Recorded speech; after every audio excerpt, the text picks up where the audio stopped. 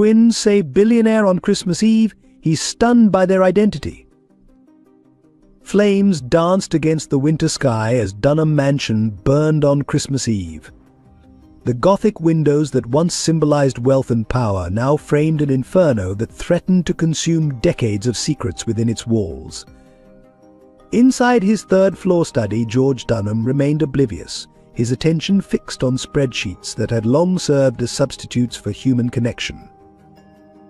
2 floors below, Clara Anderson clutched her uniform, frozen between duty and survival. The ancient electrical panel she'd begged to have replaced now spewed sparks like angry fireflies. Her 10-year-old twins, Mary and Thomas, watched from the garden as smoke began to curl around their mother's workplace, their only home. "Mom's still inside," Mary whispered, her green eyes reflecting the growing flames.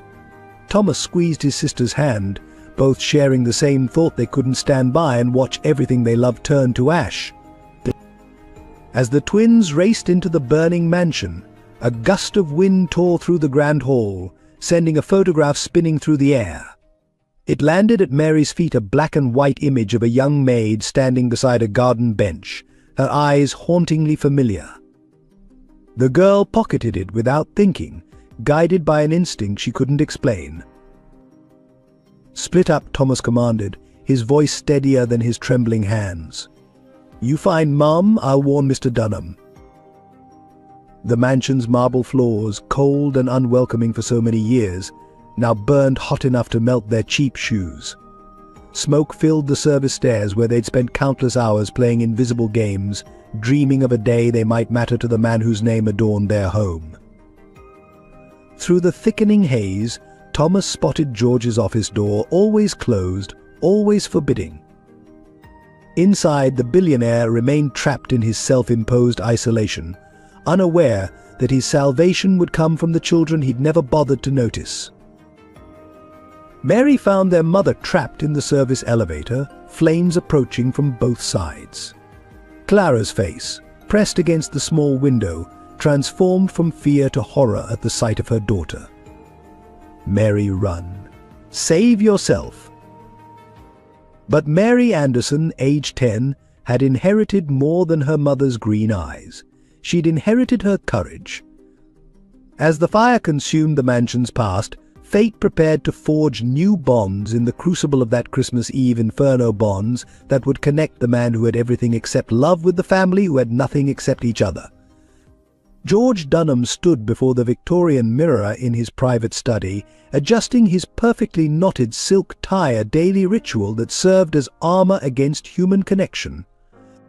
At 55, his meticulously trimmed grey hair and tailored suits couldn't hide the emptiness that had taken residence in his eyes decades ago. The lines etched deeply around his mouth weren't laugh lines, they were trenches dug by years of scowling at balance sheets and dismissing human concerns as inefficiencies. 20 years earlier, he'd inherited Dunham Mansion and its staff from parents who'd taught him that wealth was a wall to be built between oneself and the world.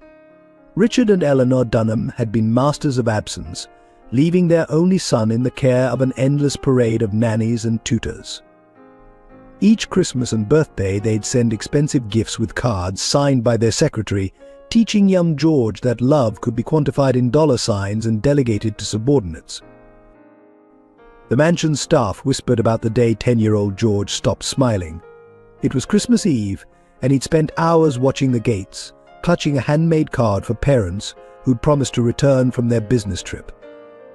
As midnight approached, the housekeeper Sarah Williams had found him still standing there, snowflakes settling on his small shoulders.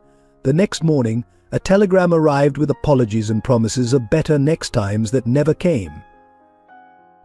That same day, George had marched into his father's study, torn down the Christmas decorations the staff had lovingly arranged, and announced that such celebrations were wasteful sentimentality.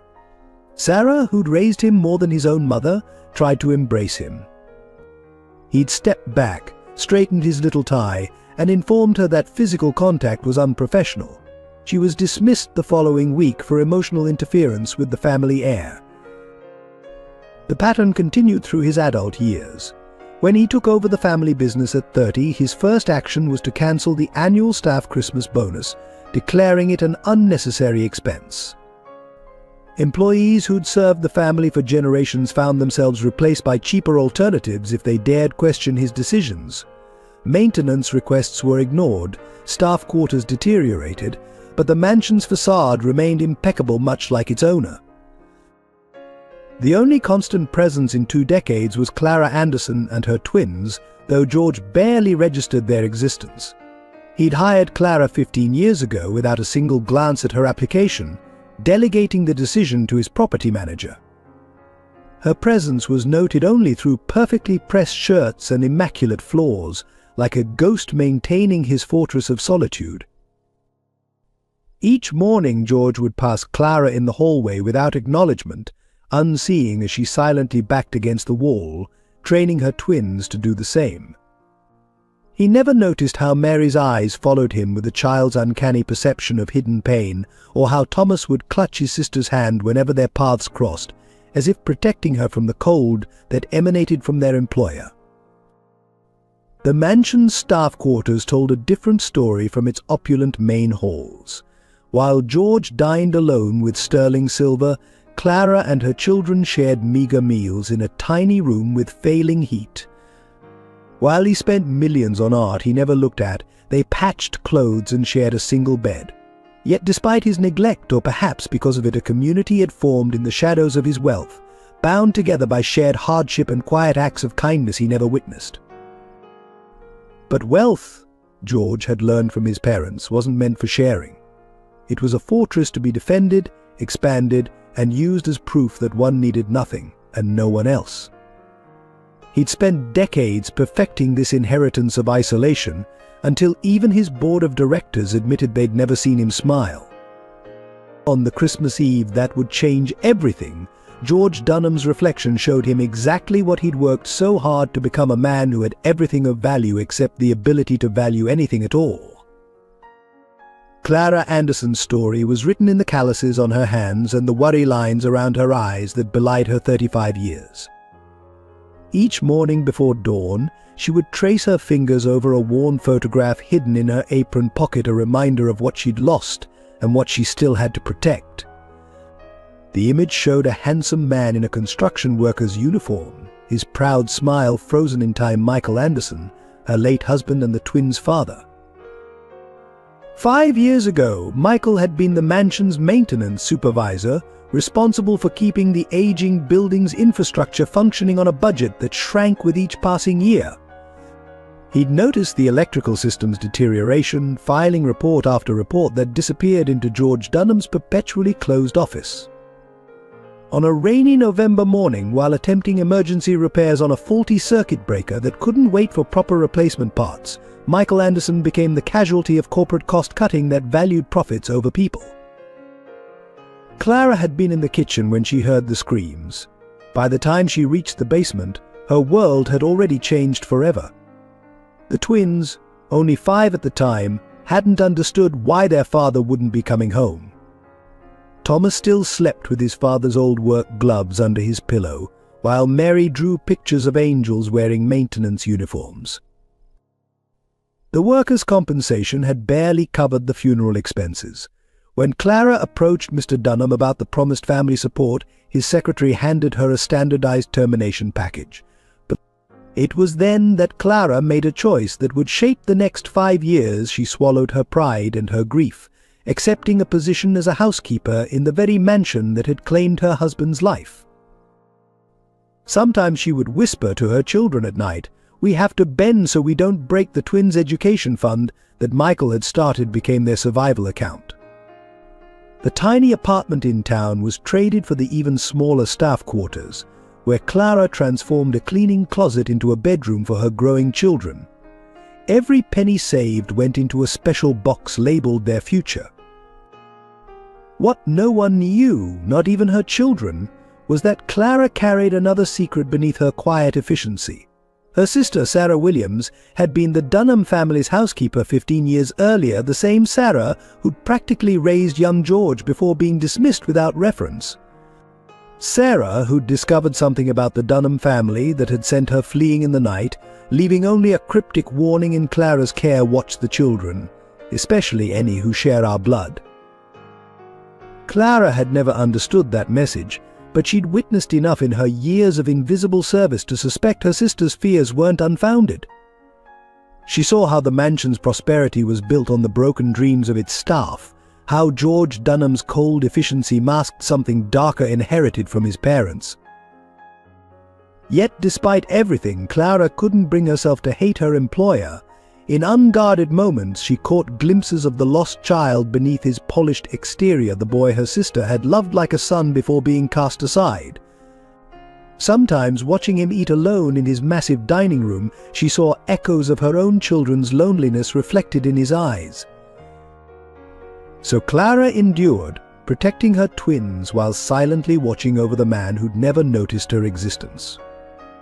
She taught Mary and Thomas to find joy in small things: the secret garden they'd created in an abandoned corner of the grounds, the stories they wrote in salvaged notebooks, the dreams they dared to dream despite everything. They were survivors, like their father, and Clara would ensure they survived this too, no matter what secrets the mansion held.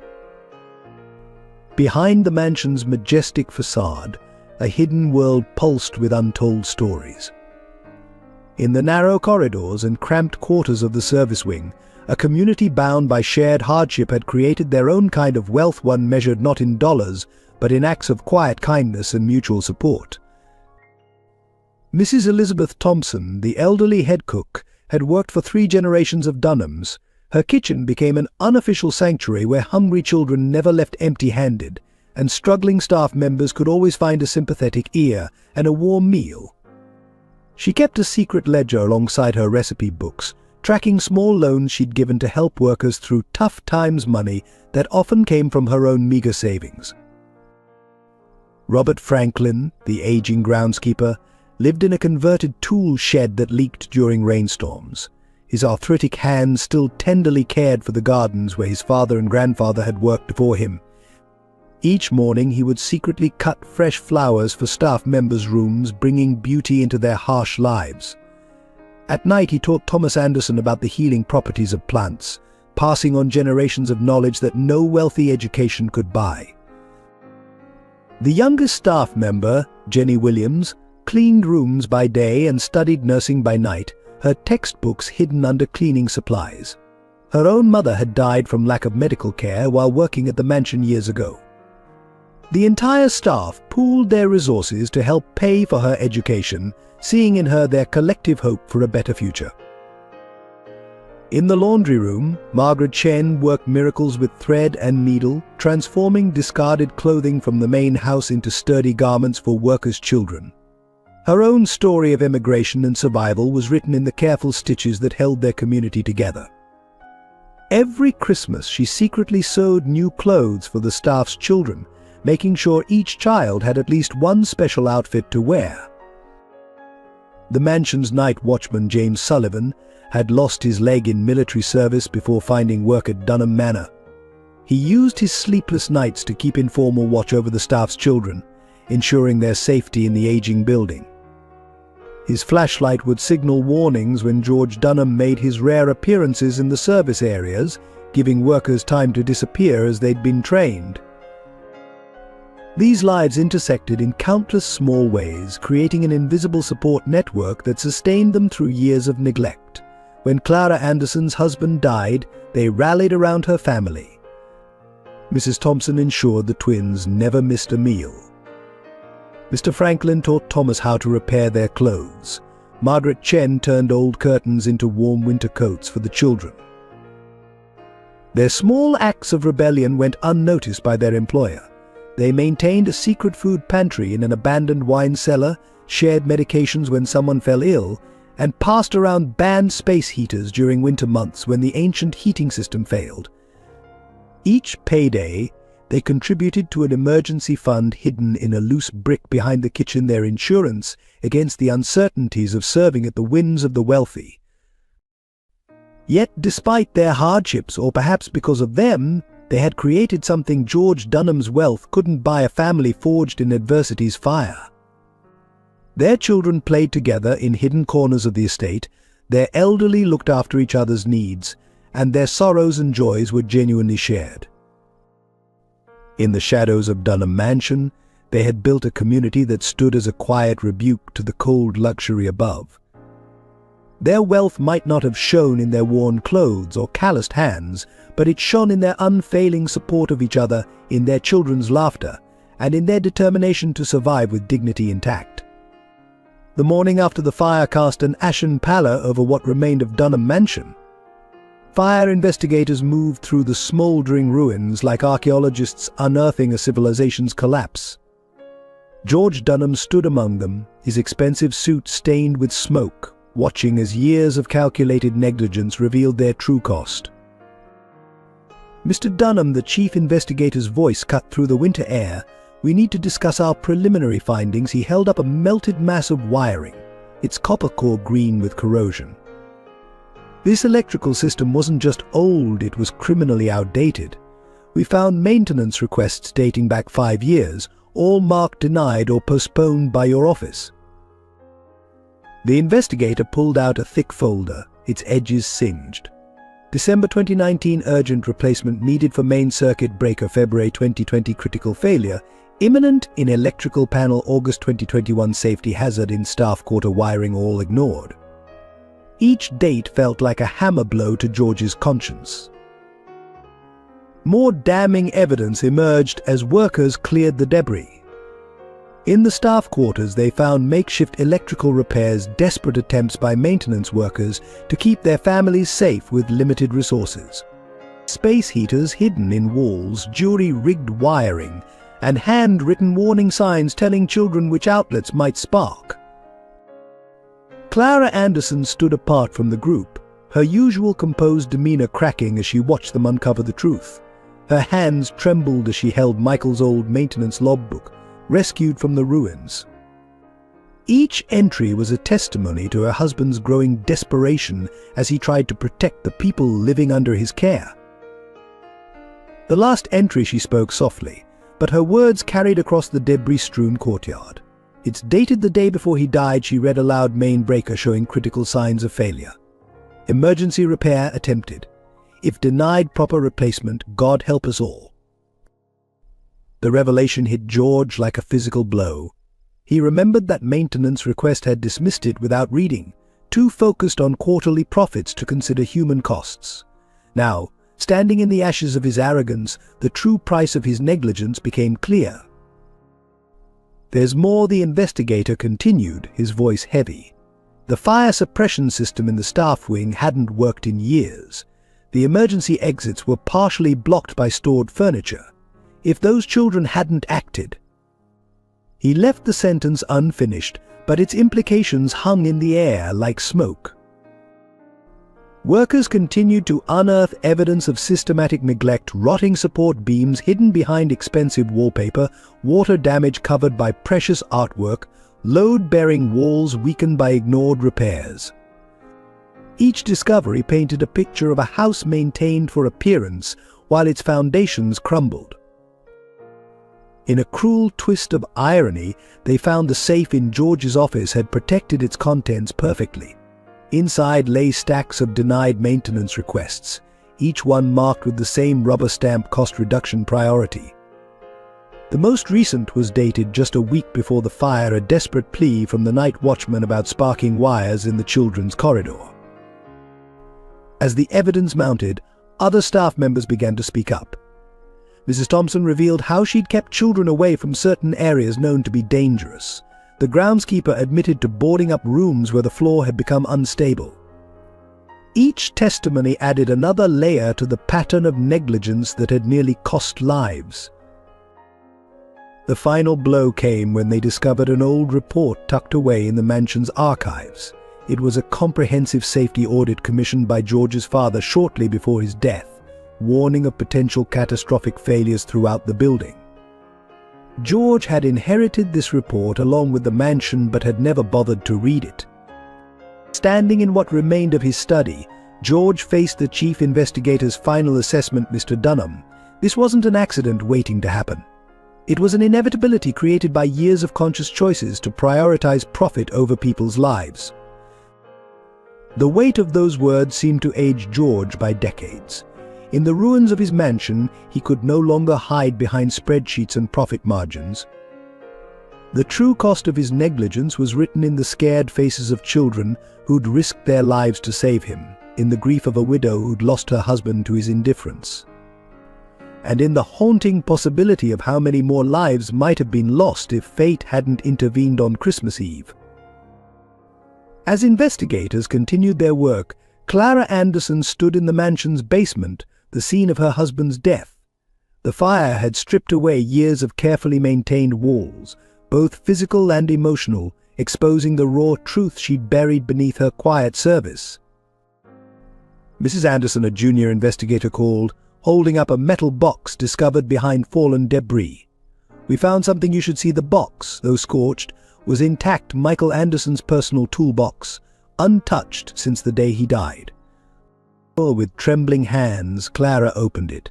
Inside, beneath his worn tools, lay a hidden compartment containing a detailed journal and a stack of photographs.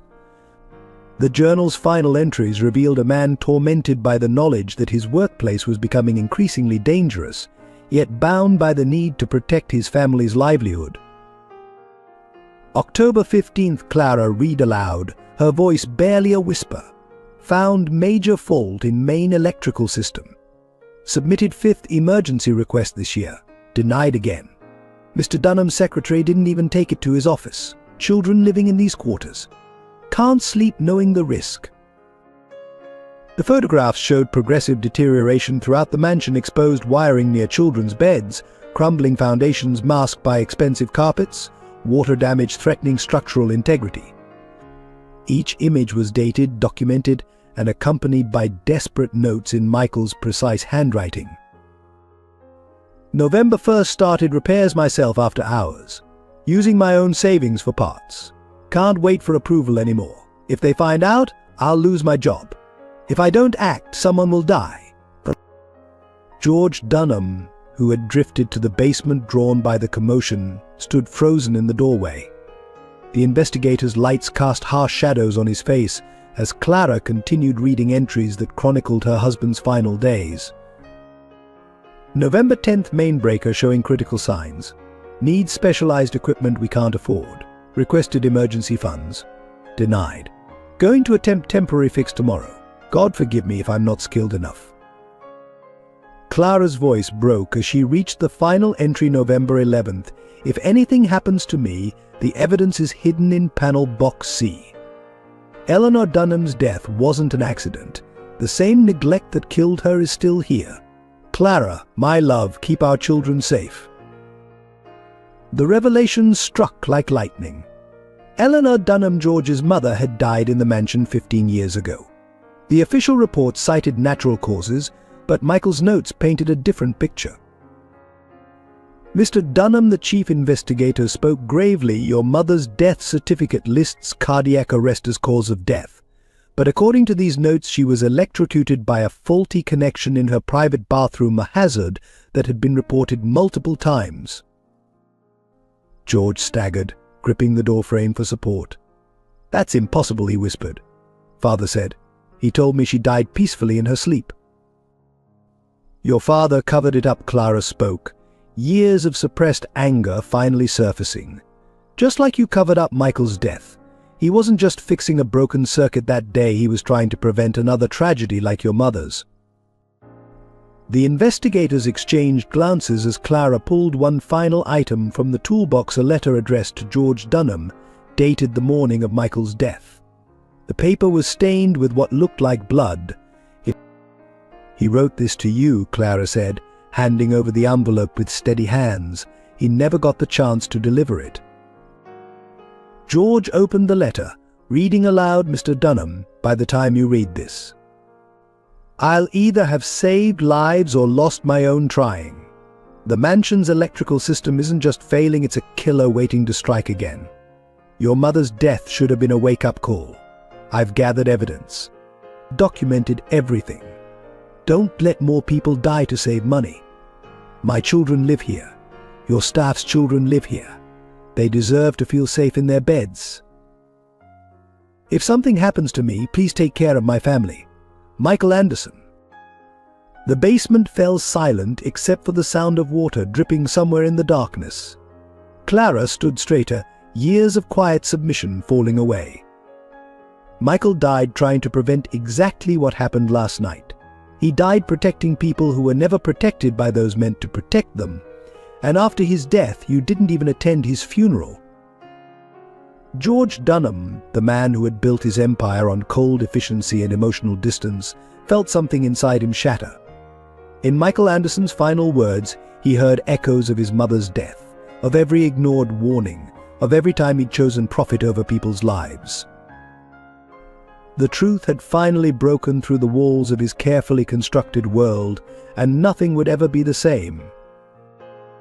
In the days following the fire's revelations, Mary and Thomas Anderson became unlikely bridges between two worlds that had long existed in parallel at Dunham Mansion. Their courage during the fire had forced George to see what he'd spent years overlooking: the human hearts beating beneath the hierarchy he'd built. The change began quietly during a tense meeting about temporary housing for displaced staff. George was delivering another cold assessment of costs when Mary's small voice cut through his monologue. "Uncle George," she said, shocking everyone with the familiar address, "why don't we all stay in your winter cottage? The one where you played chess with Thomas during the fire." The room fell silent, staff members holding their breath at such unprecedented familiarity. George started to deliver his usual dismissal, but stopped short when he met Mary's green eyes that somehow held both childhood innocence and ancient wisdom. In them he saw something he'd forgotten existed: pure, unconditional faith in human goodness.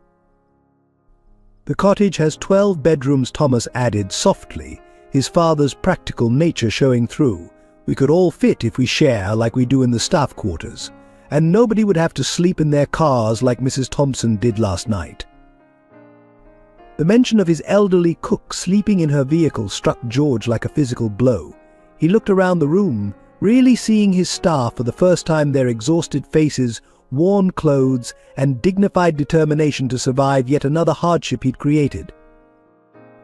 Yes, he found himself saying "the cottage." Of course, "We'll all go there," the words came out before he could analyze their financial implications, spoken from a place he thought had died with his mother.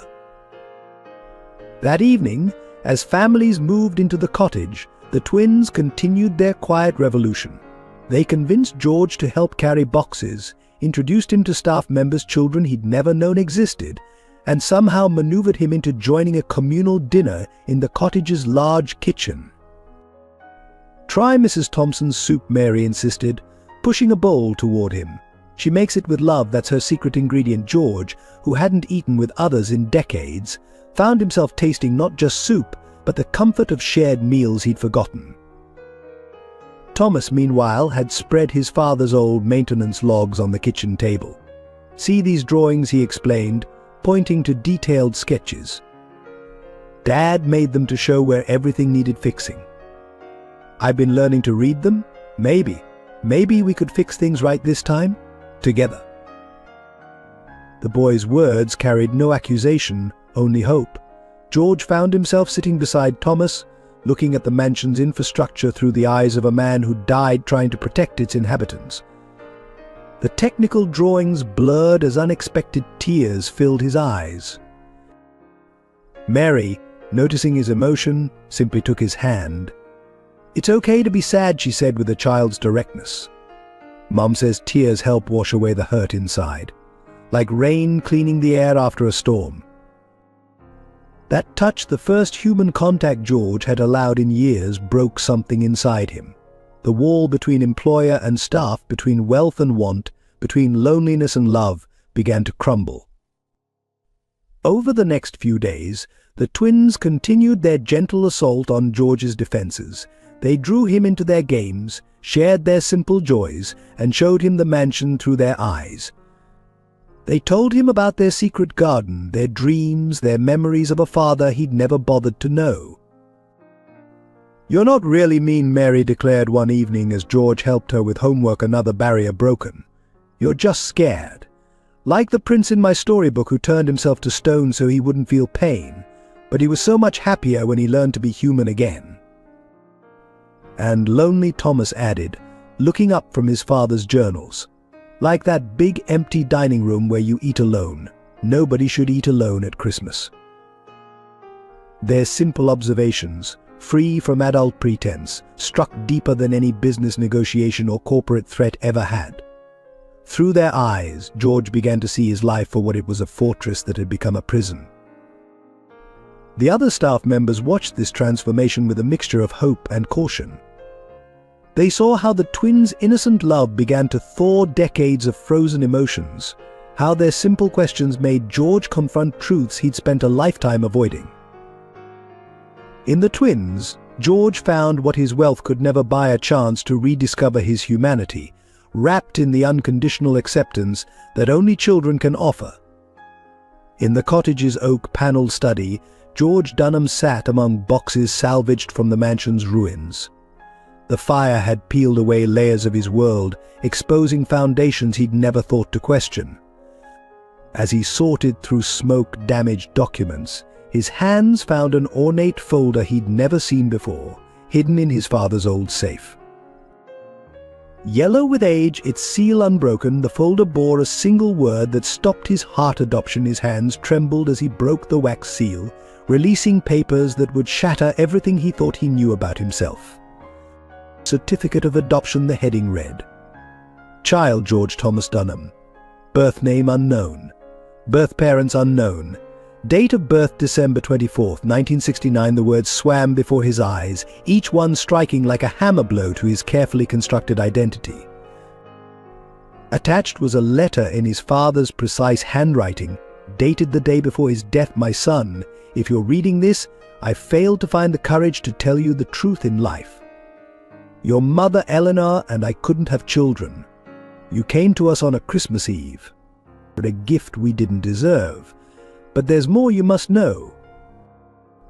The letter fell from George's shaking hands as memories crashed through him.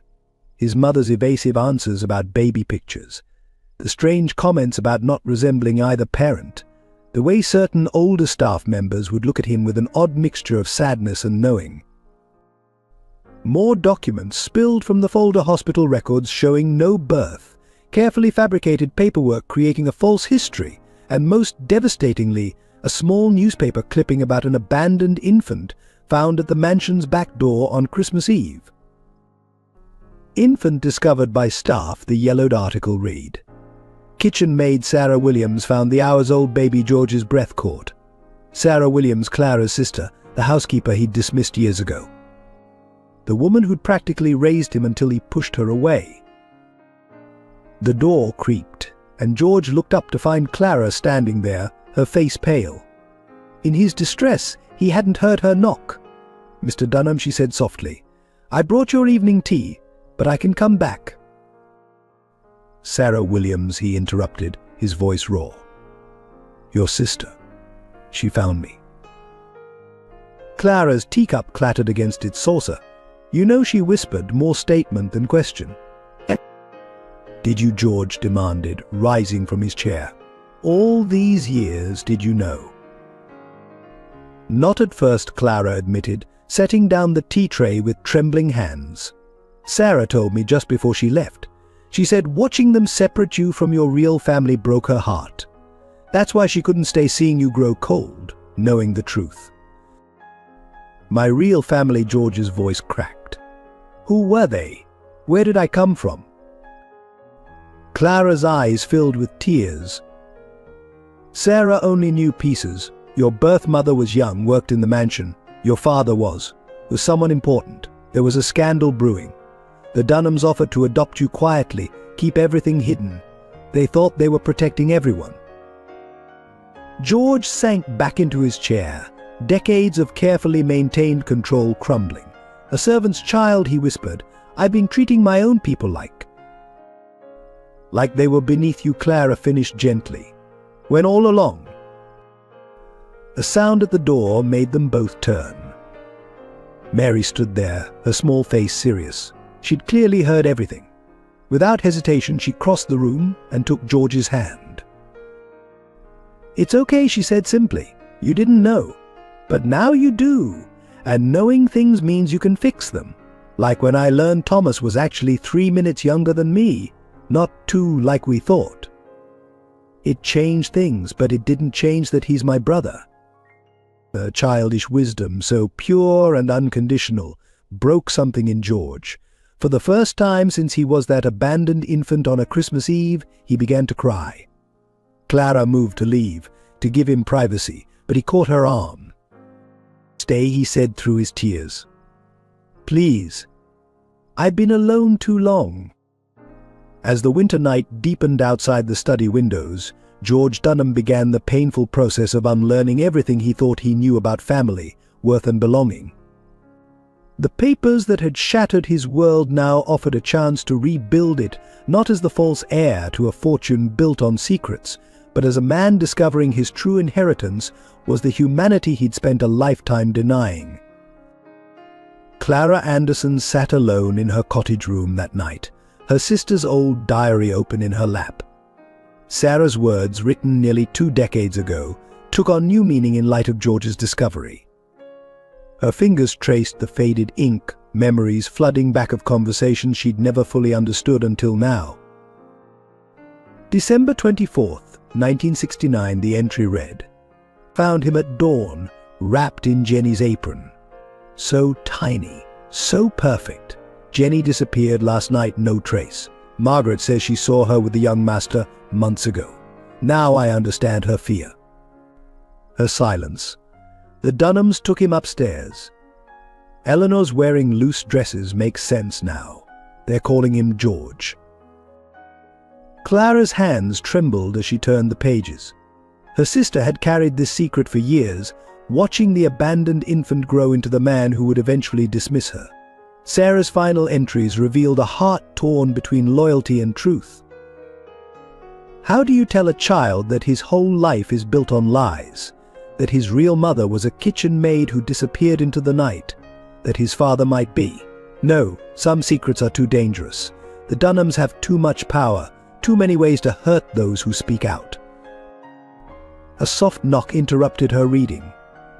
Mary stood in the doorway, clutching a worn photograph. "Mom?" "I found this in the garden." After the fire, she handed over a faded image that made Clara's heart stop. A young woman in a kitchen maid's uniform, her features hauntingly familiar. "Jenny Miller," Clara whispered. The same gentle eyes, the same determined set of the jaw she saw every morning in George Dunham's face. "Where did you find this?" "Behind the old rose trellis. There's writing on the back." Clara turned the photo over. In Sarah's handwriting, "Jenny and baby, December 1969. If you find this, remember blood runs deeper than money." Everything clicked into place. Sarah's cryptic warnings, her insistence that Clara take the housekeeper position at Dunham Mansion, her last words before disappearing. "Watch him, sister. He's more like us than anyone knows." Another knock drew her attention. George stood there, looking lost in a way his expensive suits could never hide. "Clara, I found more papers. There's mention of a Jenny Miller, your sister." "Come in," Clara said softly. "There's something you need to see." She handed him the photograph. George's hands shook as he stared at the young woman's face, his own features reflected back in softer, feminine form. "Who?" "Jenny Miller. She worked here in 1969. She was my sister's best friend," and Clara hesitated, then continued, "She disappeared the night you were found. The kitchen maid's apron I was wrapped in. It was hers. Sarah kept it all these years. She gave it to me before she left, said someday it might help heal old wounds." George sank into a chair, the photograph clutched in his trembling hands. "My mother," he whispered. "She was my mother. And my father." Clara's voice was gentle but firm. "Sarah suspected. Richard Dunham Jr., the young master. Your adoptive father's son from his first marriage." The revelation hit George like a physical blow. My adoptive father's son was my real father? That's why he couldn't finish. They covered it up. Richard Jr. died in a hunting accident months before you were born. The scandal would have destroyed the family, so they adopted you, their own grandson, and buried the truth. Tears rolled down George's cheeks as years of cold treatment from his parents suddenly made sense. Every time they looked at him, they saw their dead son's scandal, their family's shame. All these years, he choked out, I've been treating the staff like they were beneath me. But I'm not just from their world, I'm the living proof of how the Dunhams really treated their servants. Clara reached out, touching his hand the first time she'd ever initiated contact with her employer. You're proof of something else too. Love. Jenny loved you enough to give you a chance at a better life. Sarah loved you enough to keep your secret. Even knowing the truth, she protected you. And I fired her. Drove away the one person who George's voice broke. Who saw you for who you really were. Clara finished. Not a Dunham heir, not a servant's child, but just George, a boy who needed love. They sat in silence as the winter wind howled outside. Finally George spoke, his voice heavy with determination. Help me find her, Clara. Help me find Jenny Miller. It's time to make this right. It could be dangerous, Clara warned. The old powers that silenced her might still be in place. I'm not afraid anymore, George replied. I've spent my life hiding behind the Dunham name, becoming everything they wanted. It's time to find out who I really am, who my mother wanted me to be. The news of George's true identity spread through the old service networks like wildfire. On a bitter January morning, a group of former employees gathered at the cottage gates, their aged faces bearing decades of suppressed grievances. Leading them was Edward Thompson, Mrs. Thompson's husband, who had lost his leg in the mansion's faulty elevator 20 years ago. Mr. Dunham, Edward's voice carried across the frozen garden. We've come for truth, not charity. Behind him stood dozens of former staff members, each carrying their own stories of injury, loss, and injustice. George emerged from the cottage, facing the group with newfound humility. The sight of so many familiar faces, people he'd dismissed, ignored, or forgotten, struck him like physical blows. You want to know about truth? Martha Collins, a former nursemaid, stepped forward. Her hands, twisted from years of washing clothes in cold water, shook as she spoke. I raised you, George Dunham. Changed your diapers, dried your tears, sang you to sleep. Then your parents decided I was getting too close, fired without reference, after 15 years. One by one, they stepped forward, unleashing decades of pain. My daughter died because we couldn't afford medicine. James Wilson, the former gardener, spoke quietly. The same medicine your family had delivered monthly for their dogs. Remember that Christmas when you were 10? Sarah Parker, the old cook, asked. We spent weeks preparing your favorite foods because your parents promised to come home. When they didn't, you ordered everything thrown out. Children in the staff quarters went hungry that night. Each accusation stripped away another layer of George's carefully constructed defenses. But it was Harold Mitchell, the ancient butler, whose words cut deepest. We knew, you see, Harold said, his voice trembling with age and emotion. Many of us knew you were Jenny's boy. We watched you grow cold, watched you become everything she feared the Dunhams would make you. Some nights I'd hear Jenny crying in the kitchen, 6 months along, terrified of what they'd do to her baby. And look what they did, they turned you into them. George staggered as if struck. You knew my mother. Knew her. Boy, we protected her as long as we could. When she started showing, we altered her uniforms. When she felt sick, we covered her duties. She was one of us, and so were you, until they stole your soul with silk suits and trust funds. Clara stood beside George now, supporting him as the truth poured forth. More former staff members stepped forward, each adding pieces to the puzzle of his origin. Jenny was the kindest soul, remembered Alice, an old laundress. Even pregnant, scared, and alone, she'd share her bread with others. Look at you now in your fine clothes, counting pennies while children freeze in the staff wing. Your real father, spat Thomas Green, former stable master, Richard Jr. promised to marry her. Then his father found out, arranged that hunting accident. Jenny nearly died of grief. The accusations continued, painting a picture of generations of cruelty, of wealth built on broken bodies and crushed spirits. George listened, each word a dagger to his heart, understanding finally flowing where defensive anger once lived. "What do you want from me?" he asked finally, his voice raw. "Want?" Edward Thompson laughed bitterly. "We want back the years of dignity your family stole. We want justice for Jenny, for every servant who gave their life to this mansion. We want you to face what you've become." "Then help me change it." George's voice cracked with emotion. "Help me make it right. Not with money, with truth. Help me find Jenny. Help me become the son she wanted, not the monster the Dunhams created." Silence fell over the gathered crowd. It was Martha Collins who finally spoke, her weathered face softening slightly. "Jenny always said her baby had her eyes, kind eyes. I see them now for the first time since you were small. Maybe there's hope yet."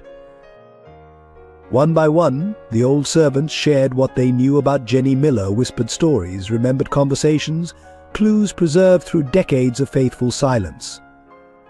Each piece they offered was a step toward redemption, a chance to bridge the chasm between who George had been and who he might become. As the group dispersed, Harold Mitchell lingered behind. "Your mother," he said softly, "kept a diary. The Dunhams never found it. It's time you read her words yourself." George looked at the ancient butler with new eyes, seeing not a servant but a keeper of his true history. "Where?" "The old rose garden where she used to read to you before you were born. Under the third stone from the east wall. She always believed someday her boy would find his way back to it." The old rose garden had long been abandoned, its once pristine pathways choked with weeds and winter frost. George knelt in the frozen earth, his expensive suit forgotten, as he dug with bare hands beneath the third stone from the east wall. Clara stood watch, holding a lantern against the gathering dusk, while Mary and Thomas helped clear decades of overgrowth. Here Thomas called, his small hands brushing dirt from a rusted tin box. The lock had long since corroded, but the contents remained preserved, wrapped carefully in oilcloth. Inside lay a leather-bound diary, its pages filled with neat, determined handwriting. "My dearest child," the first entry began, dated March 15th, 1969. "I don't know if you'll ever read these words, but I need you to understand why your mother had to let you go. Richard promised me the world, and I was young enough to believe a Dunham could love a kitchen maid." George's hands trembled as he read his mother's words. Jenny Miller's story unfolded through tear-stained pages, her romance with Richard Dunham Jr., their secret meetings in this very garden, their plans to defy his family and marry. Then came the darker entries. August 20th, Richard's father found out today. The way he looked at me like I was nothing, said his son deserved better than servant stock. Richard defended me, said he didn't care about class or money. That's when Mr. Dunham threatened to disinherit him, to destroy my family back in Boston. Clara gasped at the next entry, September 3rd, Richard's dead. They're calling it a hunting accident, but his face last night. He knew something was going to happen. He was trying to tell me something about his father, about old scandals. Said if anything happened to him, I should look in the library's false bottom drawer. The library, George whispered. We need to search it before the renovation crews start. In the mansion's fire-damaged library, they found the drawer Jenny mentioned. Inside lay a stack of newspaper clippings dating back to the 1940s. Headlines told a sordid tale: mysterious deaths, disappeared servants, covered-up scandals. Richard Dunham Sassar had built his empire on silenced voices and buried truths. October 15th, George read from the diary, his voice shaking. The baby moves inside me, so strong, so alive, like Richard's spirit fighting to stay in this world. Mr. Dunham offered me money to disappear. When I refused, his threats became specific. Names of my family members, their addresses. Accidents can happen to anyone, he said. More revelations followed. Jenny had discovered she wasn't the first servant to carry a Dunham child. Others had vanished, their families suddenly relocated with suspicious windfalls. Richard Jr. had been investigating his father's secrets before his death. November 30th, I can't run anymore. Richard's father controls everything: police, hospitals, even the church. My baby deserves a chance at life, even if it means. God forgive me for what I'm planning. Sarah Williams has promised to help. She'll make sure my child is safe, even if I can't be there. The final entry was dated December 23rd, 1969, my precious baby. Tomorrow you'll be born into this cruel world. I've arranged everything with Sarah. She'll make sure the Dunhams take you in. It's the only way to keep you safe from Richard's father. You'll have advantages I never could give you. Just remember, if you ever read this, you were born from love, not shame. Your father was a good man who died trying to protect us. And your mother loved you enough to become a ghost. Mary, who had been quietly listening, suddenly spoke up. The photo I found. There's something written on the back we didn't see before she pulled out the faded image of Jenny, turning it over to reveal a series of numbers scratched faintly into the paper. Clara studied them closely. These look like map coordinates, she said, and a date, 1 week after you were born. She left a trail. George realized, hope flaring in his chest. She knew someday I might come looking. Thomas, practical as always, had already pulled up the coordinates on his phone. It's an address in Boston, he said. An old Catholic orphanage. The same orphanage mentioned in those newspaper clippings, Clara added, where other Dunham problems were sent to disappear. George stood, decision crystallizing. We need to go to Boston. Jenny might still be alive. He looked at Clara, then at the twins. Will you help me? I can't face this alone. You really think we'd let you go alone? Mary asked, taking his hand. Family sticks together. That's what Mom always says. Family, George repeated, the word feeling new on his tongue. He looked at Jenny's diary, at the coordinates that might lead to his mother, at the children who'd helped him rediscover his humanity. Yes, I suppose we are family now. As they left the ruined library, Thomas paused to pick up a fallen photograph. Richard Dunham Jr. in his hunting clothes the day before his death. His smile was hauntingly similar to George's, but it was his eyes that caught their attention. He was looking at something beyond the camera, his expression holding the same mix of love and fear they'd seen in Jenny's photo. He knew, George said softly. He knew what his father was capable of, and he still chose love. The trip to Boston had to be delayed when Mary collapsed during breakfast. One moment she was laughing with Thomas over pancakes, the next her small body crumpled like a paper doll. George, who had been reviewing old documents nearby, caught her before she hit the floor. The local hospital's waiting room became a battleground of class and conscience. When the admission clerk hesitated over Clara's outdated insurance, George Dunham, who had never set foot in a public hospital, found himself thundering. She's family. Whatever the cost, I'll pay it. Hours crawled by as doctors ran tests. Thomas sat silent, clutching his father's old work gloves, his comfort object in times of stress. Clara paced, her usually calm demeanor cracking with each passing hour. George stood at the window, his world shifting yet again as he realized money couldn't rush medical science.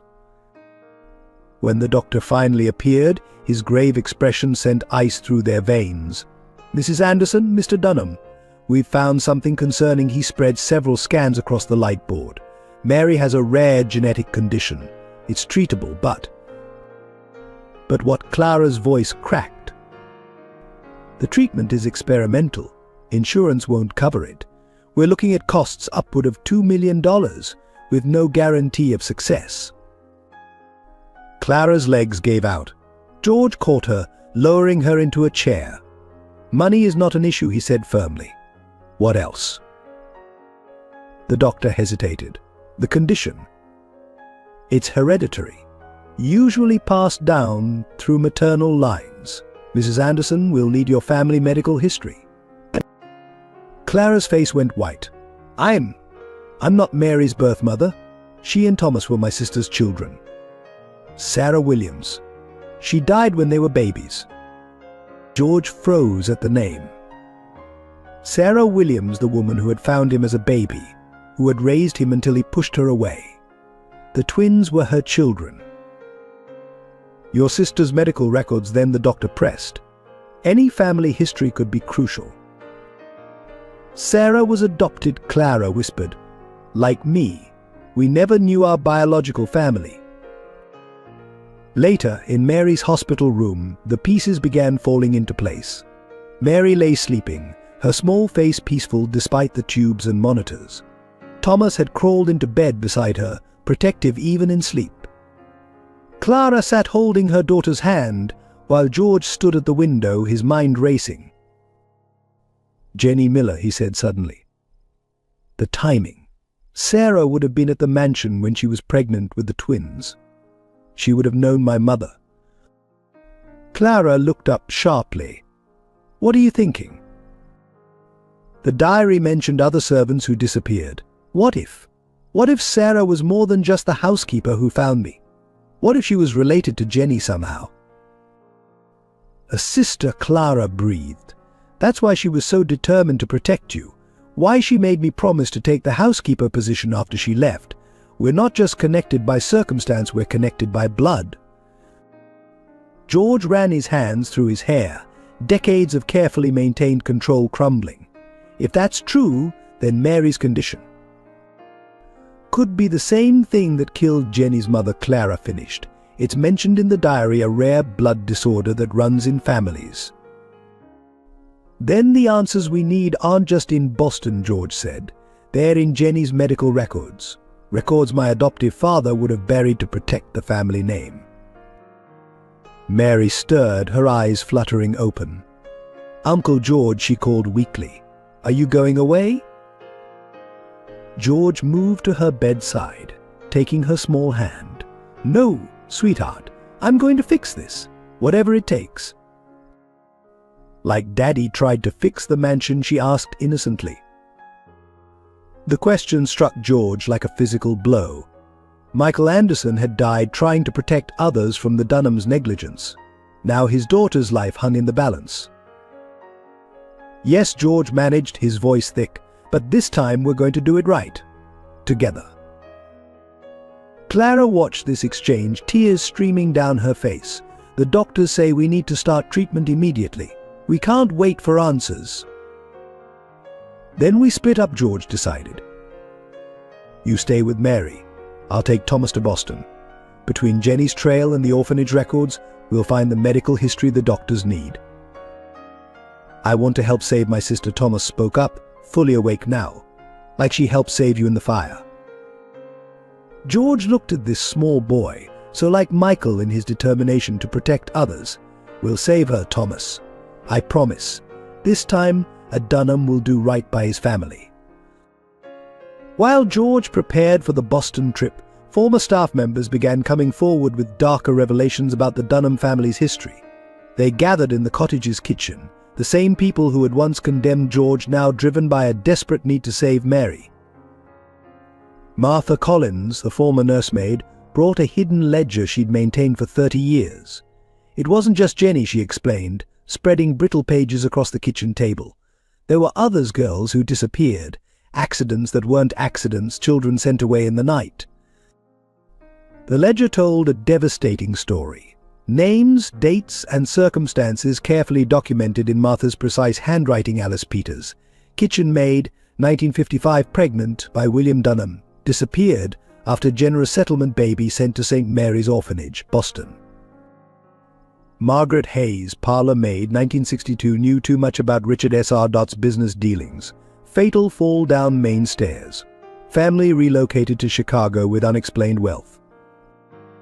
Emily Turner, gardener's daughter, 1965, witnessed late-night meetings in the library. Family cottage burned down, no survivors. Insurance paid immediately. Harold Mitchell, the elderly butler, added his own testimony. Richard Dunham Saar Had a system, he explained, his hands trembling with age and emotion. The pretty maids were hired young, isolated from their families. His sons were encouraged to take liberties. Those who became pregnant were dealt with. Those who threatened exposure met with accidents. But Sarah Parker, the former cook, spoke of midnight deliveries to the orphanage. They used the kitchen entrance, always past midnight. Young girls in dark coats, some barely showing, others heavy with child. They'd return alone, eyes empty, pockets full of hush money. "The curse follows the blood," Alice Thompson whispered. Her grandmother had served the Dunhams in the 1940s. Every generation, the same sickness strikes the women. Jenny's mother died of it. So did her grandmother. The Dunhams knew they kept records of everyone they ruined. George listened, each revelation adding to his understanding of the legacy he'd inherited. These records, he asked, where would my father have kept them? "The West Wing study," Harold replied. "Behind the false panel. Richard's SR kept everything, their medical histories, payment records, birth certificates. After the fire, Martha interrupted. Workmen found a safe in the rubble. The demolition crew was ordered to deliver it directly to the bank." George's expression hardened. "Which bank?" "First Boston Trust," Harold said, "where all Dunham secrets go to die." Thomas, who had been quietly listening, suddenly spoke up, "Like the secrets that killed my Aunt Sarah." The room fell silent. Clara gripped her son's shoulder, but Thomas continued, his young voice steady. "I heard you talking. Aunt Sarah found out something about the Dunhams, didn't she? Something about Uncle George's real parents. That's why she had to run away." Martha nodded slowly. "Sarah discovered Jenny's medical records, realized the condition affecting the Dunham women wasn't just hitting servants' families. It was the other way around. The Dunhams were the carriers. Jenny wasn't just any maid's daughter. She was Richard S.R.'s illegitimate grandchild from another disappeared maid. When Sarah threatened to expose this, they gave her a choice," Harold finished. "Leave without a trace or meet with an accident like the others. She chose to live to protect her own children." George sank into a chair, the weight of generations of cruelty crushing him. "All this time I've been part of this legacy of destruction. And now Mary," he couldn't finish. Clara stood, her voice finding strength in desperation. "Then we used their own system against them. The Dunhams kept records of everything. That means there's a paper trail. Medical histories, genetic studies, treatments they used when their own women got sick." The West Wing safe, George realized. It's not just about finding Jenny anymore. Those records might hold the key to saving Mary. Thomas pulled out his father's old maintenance logbook. Dad made notes about the bank's security system when he serviced it. He wrote down everything.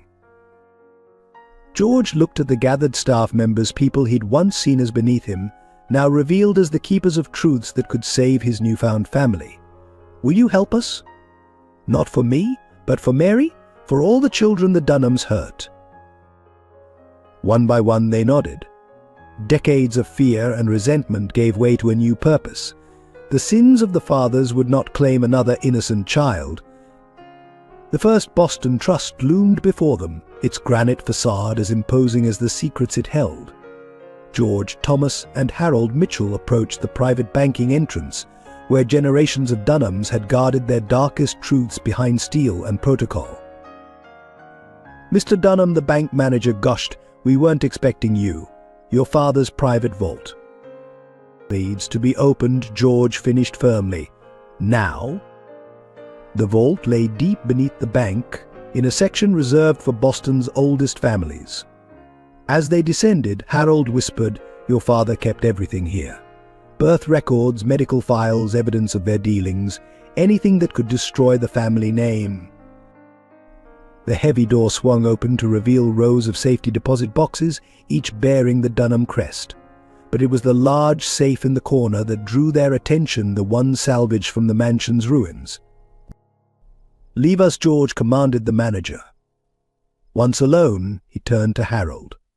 "The combination. Sarah told me years ago, Insurance, she called it. Richard S.R.'s birth year, backward. Then Jenny's room number at the mansion. Finally, the date you were found. The safe opened with a hiss of preserved air. Inside, meticulously organized files filled every inch. Thomas, his father's practical nature showing, began photographing everything with his phone while George and Harold searched. Here Harold's weathered hands trembled as he lifted a thick folder. Jenny Miller's complete file. The documents inside told a story more twisted than they'd imagined. Jenny's medical records revealed the truth. She wasn't just another servant's daughter. She was the child of Catherine Wells, a maid who had disappeared in 1950 after becoming pregnant by Richard Dunham Sayre. "My God," George whispered. Jenny was his daughter.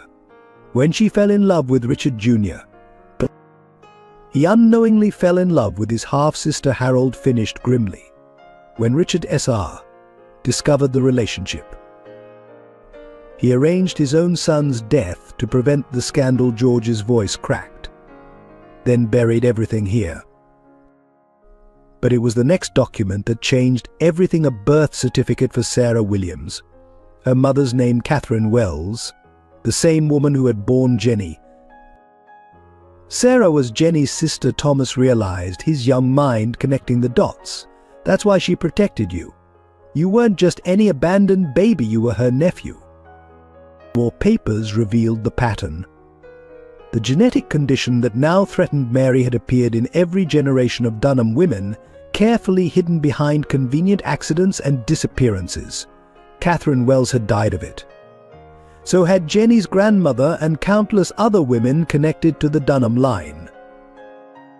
The treatments. George grabbed another file. They found treatments, experimental procedures, paid for in secret.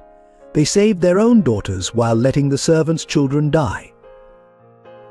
A final envelope contained Sarah's last letter to Richard S.R., written the night she fled.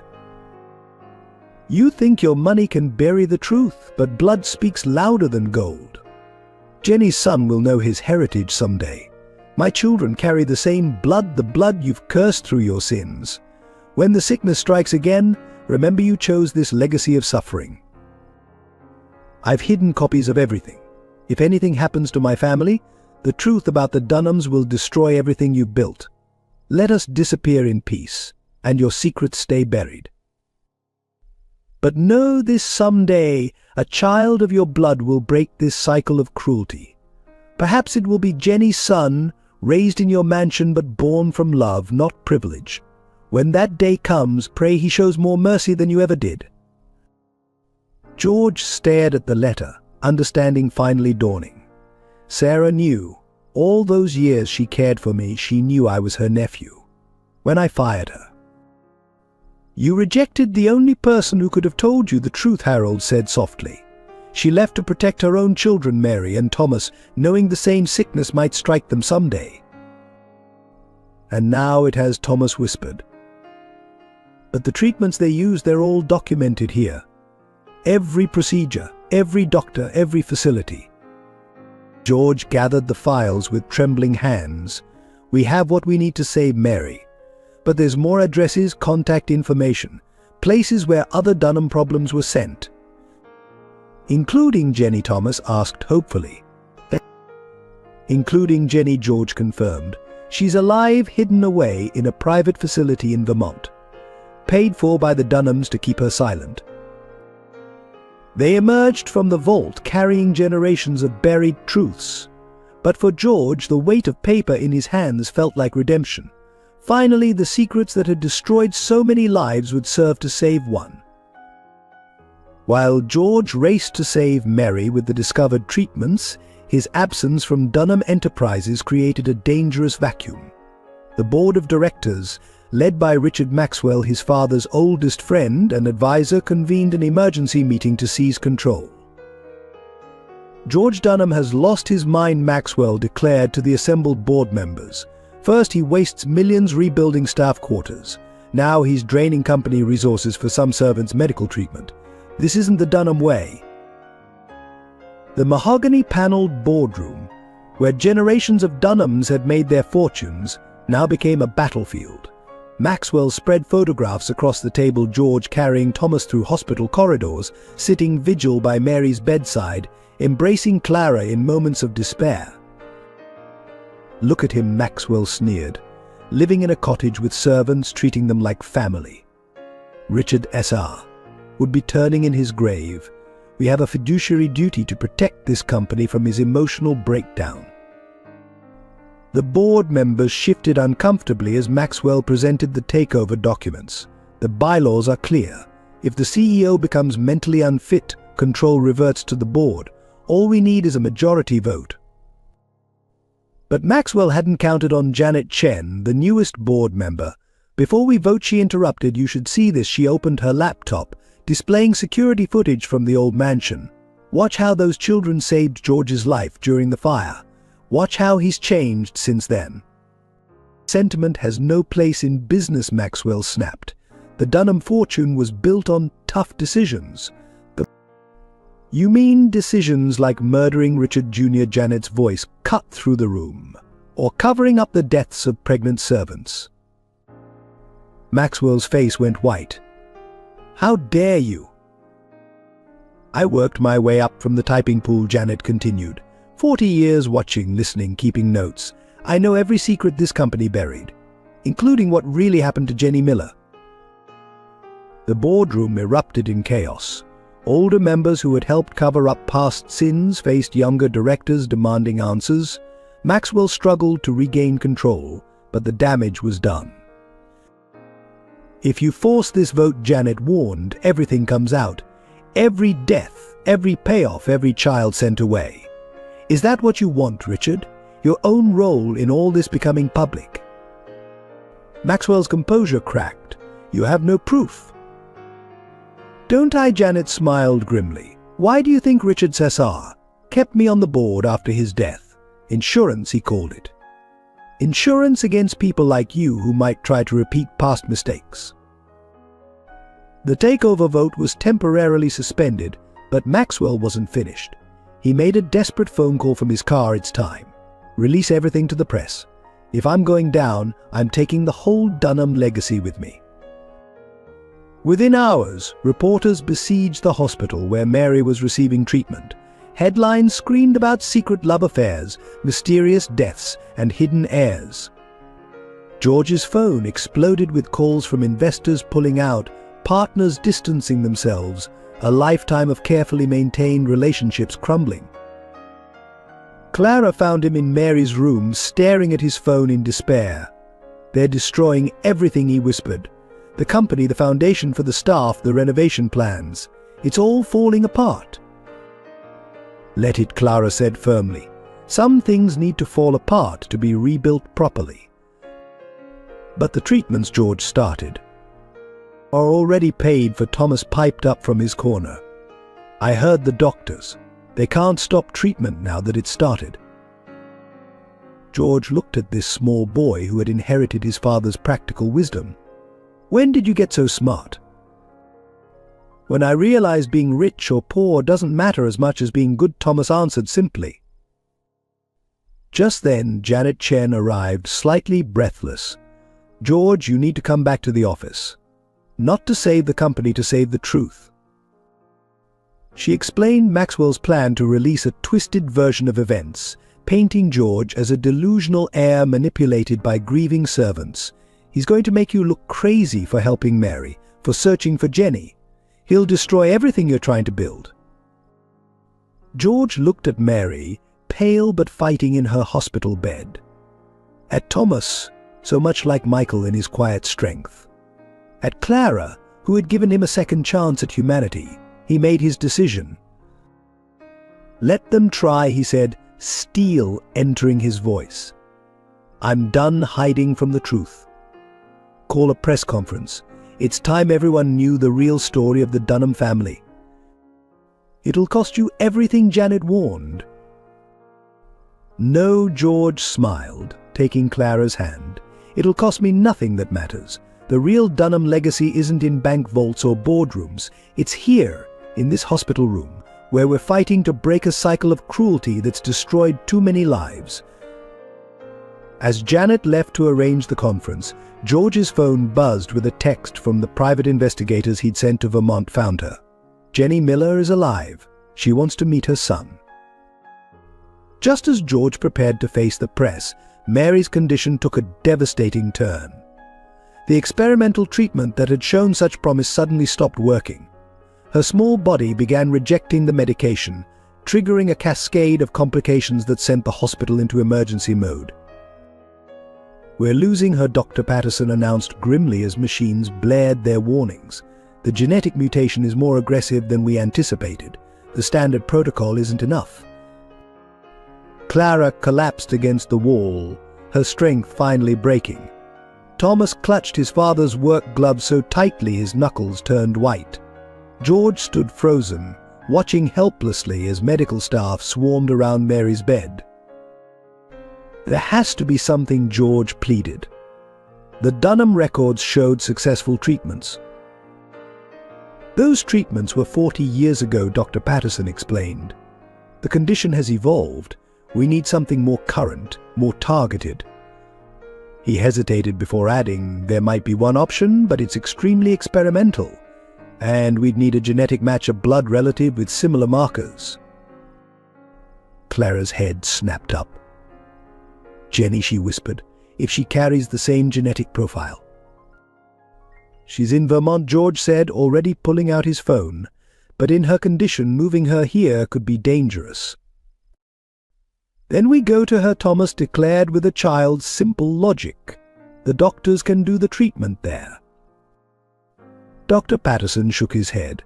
"Mary's too unstable to move. We need Jenny here, regardless of the risk, and we need her within the next 12 hours. George made the call, his voice shaking as he explained the situation to the private facilities director. Minutes stretched like hours as they waited for a response. Finally, the director agreed, but with a warning, "Mr. Dunham, moving her could kill her. She's very fragile." "If we don't try, my daughter will die," George replied, the word daughter coming naturally now. "Please help us break this curse." As arrangements were made for Jenny's emergency transport, Mary's condition continued to deteriorate. Her normally rosy cheeks had turned ashen, her breathing becoming more labored with each passing hour.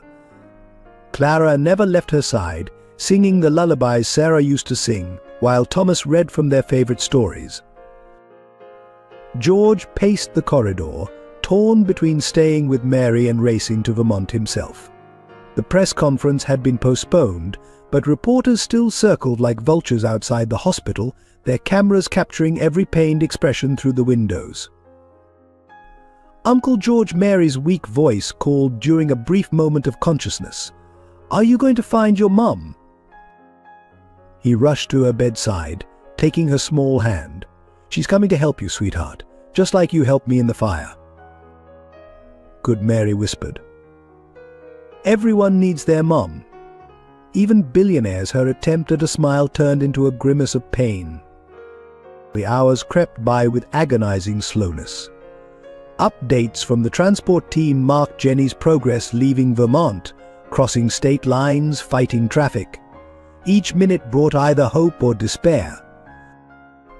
Then, just as Jenny's ambulance was reported to be an hour away, Mary's heart stopped. The room erupted into controlled chaos as the medical team fought to revive her. Clara's screams echoed through the corridor, while Thomas stood silent, tears streaming down his face. George found himself praying for the first time since childhood, bargaining with any power that would listen. "Come on, fighter," Dr. Patterson urged as he worked. "Your grandmother's almost here. Hold on." After what felt like eternity, a faint beep restored hope. Mary's heart was beating again, but the doctor's expression remained grave. "She's holding on, but barely, if Jenny doesn't get here soon." As if in answer to his unfinished sentence, sirens announced the arrival of another ambulance. Moments later, an elderly woman was wheeled into the room. Despite years of illness, Jenny Miller's eyes, so like George's own, held the same determination they'd shown in that faded photograph. "My granddaughter," she whispered, reaching for Mary's hand. "I won't let you carry this curse any further." The next hours passed in a blur of medical procedures. Blood was drawn, genetics compared, treatments prepared. Jenny insisted on staying conscious throughout, her presence seeming to give Mary strength even before the medical interventions began. Talk to her, Dr. Patterson encouraged as they waited for the treatment to take effect. Family connections can be powerful medicine. So Jenny spoke, her voice growing stronger as she shared stories of her youth, of Sarah's friendship, of the love that had defied class barriers. George held Mary's other hand, completing a circle of healing that spanned 3 generations. While Mary fought for life in the hospital, the truth about Richard Jr.'s death emerged from an unexpected source. Maxwell's secretary, racked with guilt over the board's attempted takeover, delivered a sealed envelope she'd been keeping for decades.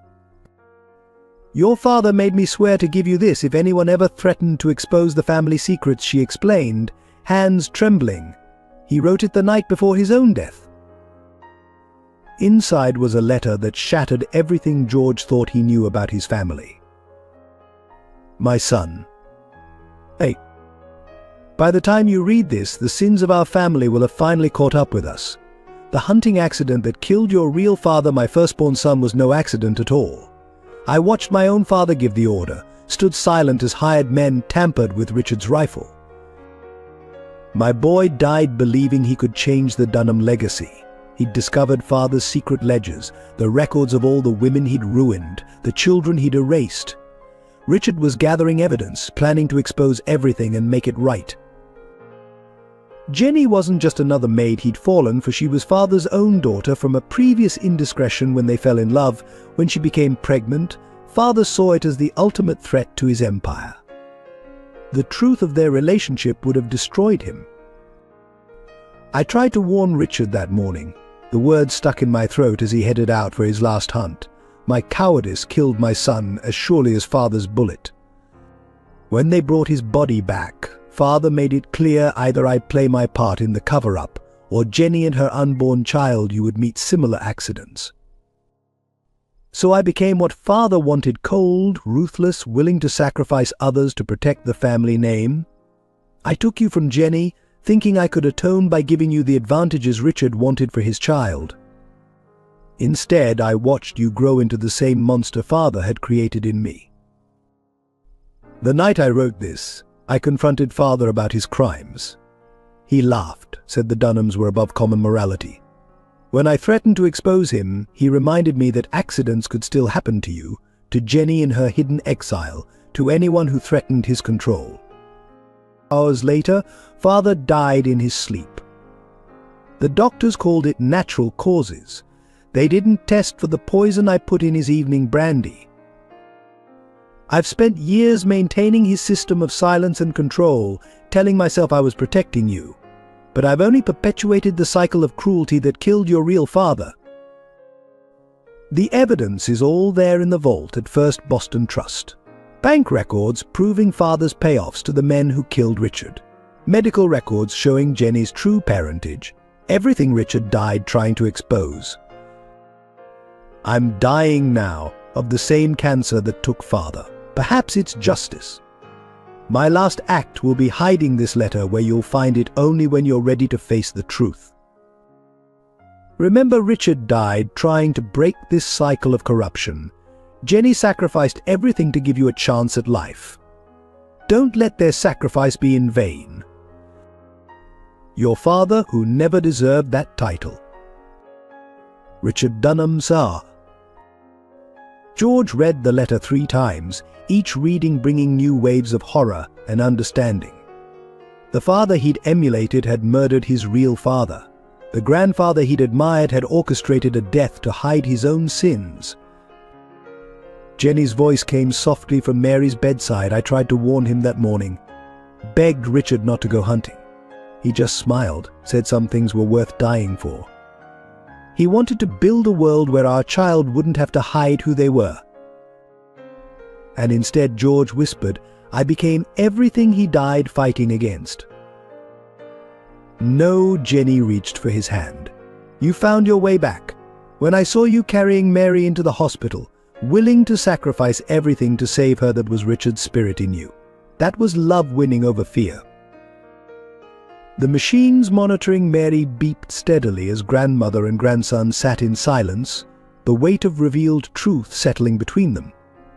Outside, reporters still clamored for the Dunham scandal story, unaware that the real tragedy was far deeper than they imagined. Maxwell's desperation turned deadly when he discovered George had accessed the family vault. While George stayed at the hospital with Mary, Maxwell deployed his last, most dangerous gambit. He sent men to silence the one person who could corroborate Jenny's story, Margot Sullivan, the former head nurse who had helped deliver George and orchestrated Jenny's disappearance. Margot had been living quietly in a small cottage in Maine, her silence bought with a generous Dunham pension.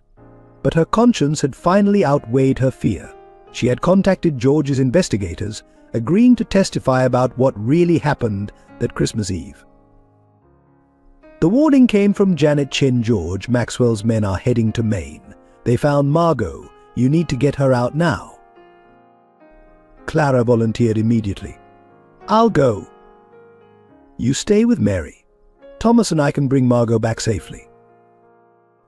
It's too dangerous, George protested, but Clara's determination matched his own. I'm Sarah's sister, she reminded him. We know how to disappear when we need to.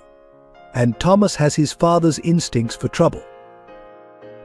They reached Margot's cottage barely ahead of Maxwell's men. The elderly nurse was already packed, as if she'd been waiting years for this moment. I should have spoken up decades ago, Margot said as they rushed her to the car. The night you were born, Jenny made me promise to protect you. Instead, I protected the Dunham's secrets. They were halfway back to Boston when Thomas spotted the black SUVs in the rearview mirror. Mum, he warned, his voice steady despite his fear. We've got company. Clara's hands tightened on the steering wheel, channeling every evasive driving technique Michael had taught her. Hold on, she ordered, taking a sharp turn onto a service road. The chase through dark Maine roads became a test of will versus weaponry. Maxwell's men had guns and training, but Clara had a mother's determination to return to her daughter's bedside. The bridge, Margot pointed ahead. It's under construction, if we can cross it. They'll have to take the long way around, Thomas finished, his father's quick thinking showing through. Clara gunned the engine, racing across the partially finished bridge. Behind them, bullets pinged off guardrails. Thomas covered Margot with his body, showing a courage beyond his years. They made it across seconds before the construction barriers slammed down. Maxwell's men were forced to retreat, taking the 30-mile detour to the next crossing. But their escape came at a cost. One of the bullets had found its mark. Margot pressed her hand to her side, blood seeping between her fingers. Keep going, she insisted as Clara wanted to stop. My testimony won't matter if we don't make it back. Mary needs us. Thomas took off his jacket, pressing it against Margot's wound. Like Dad taught me, he explained. Apply pressure, keep talking, stay calm. During that tense drive, Margot shared the full story she'd carried for so long. How Jenny had come to her that Christmas Eve in labor and terrified. How Richard's SR had arrived with his offer the baby would be adopted by the family, given every advantage, while Jenny would disappear with enough money to live comfortably. But Jenny refused, Margot recalled, her voice weakening. Said she'd rather raise you in poverty than let them twist you like they had Richard Jr. That's when Richard's SR made his real threat not to Jenny, but to every servant who had helped her. Dozens of families would be destroyed if she didn't cooperate. She sacrificed her life with her son to save others, Clara realized. Just like Sarah did later, Margot nodded. When she discovered the truth, they threatened her children too. The Dunhams always knew where to apply pressure. They reached the hospital as dawn broke. Medical staff rushed Margot into surgery while Clara and Thomas hurried to Mary's room, still wearing clothes stained with Margot's blood. George took one look at them and understood. Maxwell. He won't stop, Clara said. Not until every truth is buried again. Then we don't give him time to bury anything else, George decided. Call the press conference, now. While Margot's still alive to testify. But Mary Thomas began. Is teaching us all about courage, George finished, watching his daughter fight for life. It's time we showed some of our own. The hospital's conference room became ground zero for the dismantling of the Dunham Empire. As cameras rolled and reporters leaned forward in their seats, George Dunham stood at the podium, Jenny Miller and Clara Anderson flanking him like guardian angels. The Dunham name, he began, his voice steady, has been built on blood money and buried secrets. Today that ends. For the next hour, he laid bare every dark truth, his true parentage, Richard Jr.'s murder, generations of exploited servants, the genetic disease they'd hidden at the cost of countless lives. With each revelation, stock tickers showed Dunham Enterprises' value plummeting. Our real estate holdings were built on stolen land, he continued, ignoring his phone buzzing with panicked calls from investors. Our medical patents were developed through unauthorized experiments on servant families. Every brick in the Dunham mansion was mortared with someone's suffering. From the back of the room, Maxwell fought to be heard. He's delusional. The stress of recent events is nothing compared to the stress our family inflicted on others. George cut him off, like ordering men to chase down and shoot at a car carrying a 10-year-old boy and an elderly nurse. The reporters erupted in questions as George detailed the attempt on Margot's life. Police officers moved to detain Maxwell, who shouted desperately, "You're destroying everything your family built." "No," George replied calmly. "I'm destroying everything my grandfather stole. The company, the properties, the investments, all of it will be liquidated. Every penny will go to a trust for the families we've harmed." The announcement sent shockwaves through Boston's financial district. Dunham Enterprises stock went into freefall. Business partners scrambled to distance themselves. Old money families who had looked the other way for generations suddenly found their own secrets under scrutiny. Back in Mary's hospital room, Thomas watched the coverage on TV. "You're not rich anymore," he observed as George returned. "No," George admitted, sitting heavily in the bedside chair. "Everything I thought I owned was built on lies. The mansion, the companies, the trust funds, it's all gone or going." "But you have us," Mary whispered from her bed, briefly conscious. "That's better than money." Clara touched George's shoulder. "What will you do now?" "Start over. Honestly, this time. The settlement money from selling everything what's left after restitution will cover Mary's treatment. Beyond that," he shrugged, "I know how to work. It's time I learned how to live." Jenny, who had been quiet throughout the press conference, finally spoke. "Your father, your real father, would be proud. He died trying to expose these truths. You finished what he started." The next days brought a cascade of losses. The board of directors resigned en masse. The remaining properties were seized as evidence. George's private accounts were frozen pending investigation. Even his clothes belonged to the receivership now. But as his material world crumbled, something else was being built. Former servants and their families came forward with their stories, creating a tapestry of shared survival. The hospital staff, moved by the family's story, worked extra shifts without pay to monitor Mary's treatment. "You know what's funny?" George said to Clara one evening, wearing borrowed clothes and eating cafeteria food. "I've lost everything I spent my life accumulating, but I don't feel poor." "Because you're finally rich in the things that matter," she replied, watching Thomas read to his sleeping sister. The final blow came when the Historical Society declared the partially rebuilt mansion a crime scene, halting George's plans for a community center. The construction workers, now unpaid, continued working anyway. "We're not doing it for money," their foreman explained. "We're doing it for Mary, for all the children who deserve a better legacy than the one the Dunhams left." George stood in the hospital corridor that night, watching Boston's lights twinkle beyond the window. His phone, once constantly buzzing with business demands, was silent. His wallet, once stuffed with credit cards, held only a worn photo of Jenny and Richard Jr. in the mansion's garden. Yet somehow, facing this complete dismantling of his world, George Dunham felt truly wealthy for the first time in his life. The turning point came through a bundle of letters found in Margot's personal effects after her surgery. Still recovering, she had instructed nurses to give them to George. Correspondence between Sarah Williams and Jenny Miller spanning 2 decades of secret communication. George sat in Mary's hospital room, Clara beside him, as they opened the first letter dated Christmas Eve, 1969.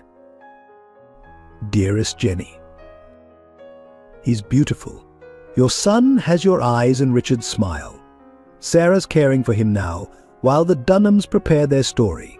I wish you could see how tenderly she holds him, singing the same lullabies you used to sing in the kitchen. Remember our pact? Sarah swears she'll watch over him, guide him when she can. She's already loving him like her own. The Dunhams may have his days, but his nights will belong to people who knew and loved his parents. Stay strong, dear friend. Someday he'll know the truth. Margot." Letter after letter revealed the depth of Sarah's involvement in George's life.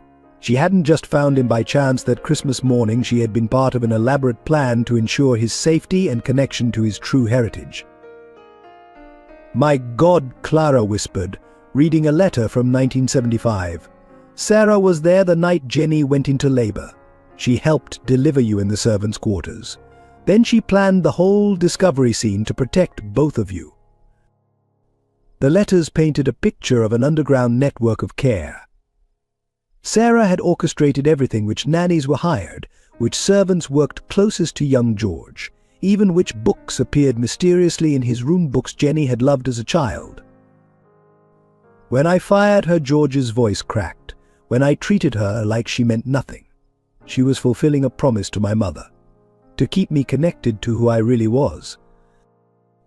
A letter from 1989, the year Sarah fled, revealed the final piece. Jenny. "They're starting to suspect. Maxwell saw the birth record discrepancies I planted years ago. It won't be long before they realize I've been gathering evidence all along. I have to disappear, but I'm leaving a trail. George is becoming everything we feared: cold, distant, a true Dunham. But I've hidden pieces of your story where he'll find them when he's ready. The photo in the garden, the diary behind the roses, even his father's last letter, all waiting for the day he learns to see with his heart instead of his wallet. Clara will continue our work. She doesn't know everything yet, but she has the same strength you had. Her children, I pray they'll help George remember how to love. Your son lives, Jenny, somewhere beneath the Dunham frost. Your boy still lives. All my love.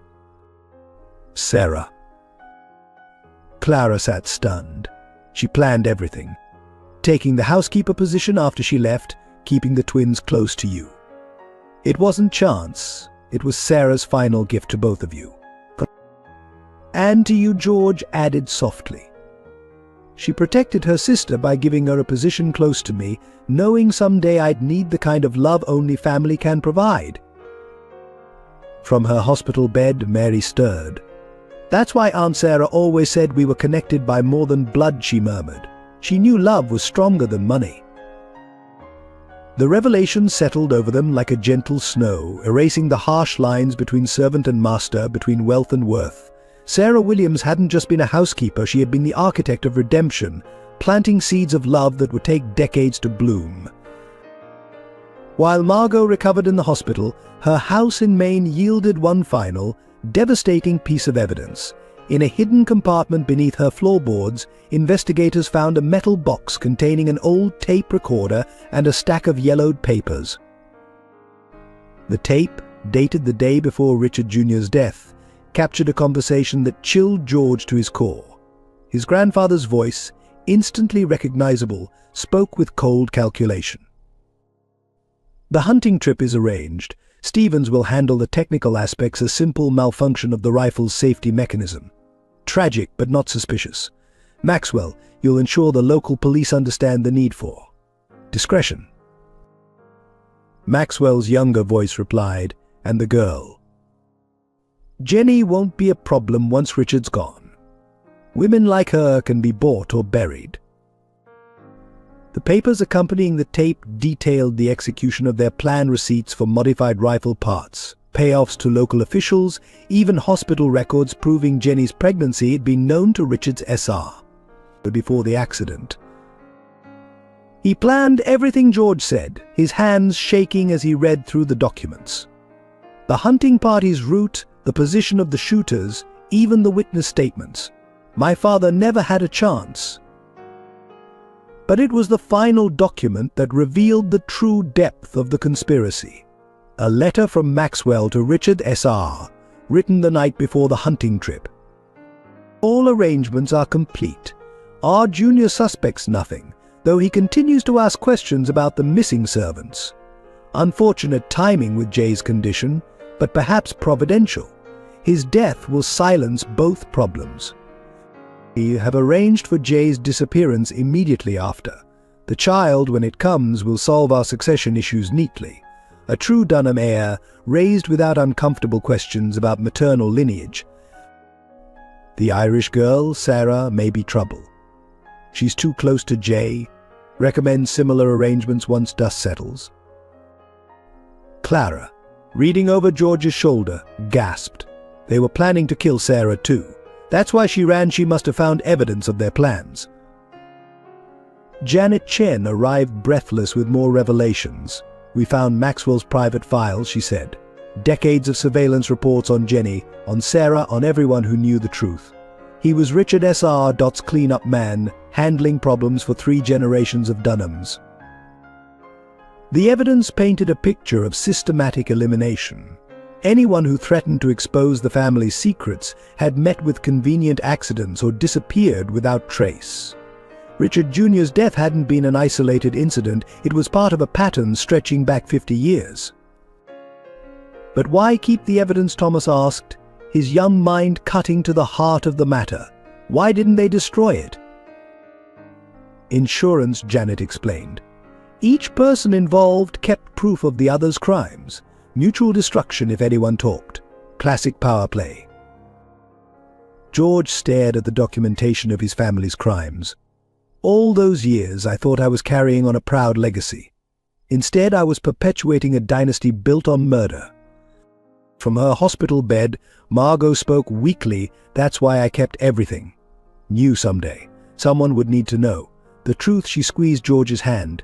Your father died, trying to change things. Now you can. Finish what he started. The evidence was overwhelming, undeniable, and most importantly, admissible in court. Maxwell's involvement in the recent attack on Margot provided the contemporary crime needed to open investigation into decades-old murders. As police led Maxwell away in handcuffs, he shouted back at George, "You're one of us. Everything you have came from what we built." "No," George replied quietly. "Everything I truly have came from the people you tried to destroy." As Maxwell faced justice, an unexpected ally emerged from the shadows of the Dunham past. Elizabeth Dunham, Richard SR.'s first wife, who had supposedly died decades ago, arrived at the hospital with a lifetime of secrets and the power to save both the family legacy and Mary's life. "I've been watching from afar," she told George, her aristocratic bearing unchanged by years of self-imposed exile. "When I heard about Mary's condition, I knew it was time to come home." Elizabeth had been the first to discover Richard SR.'s cruelty.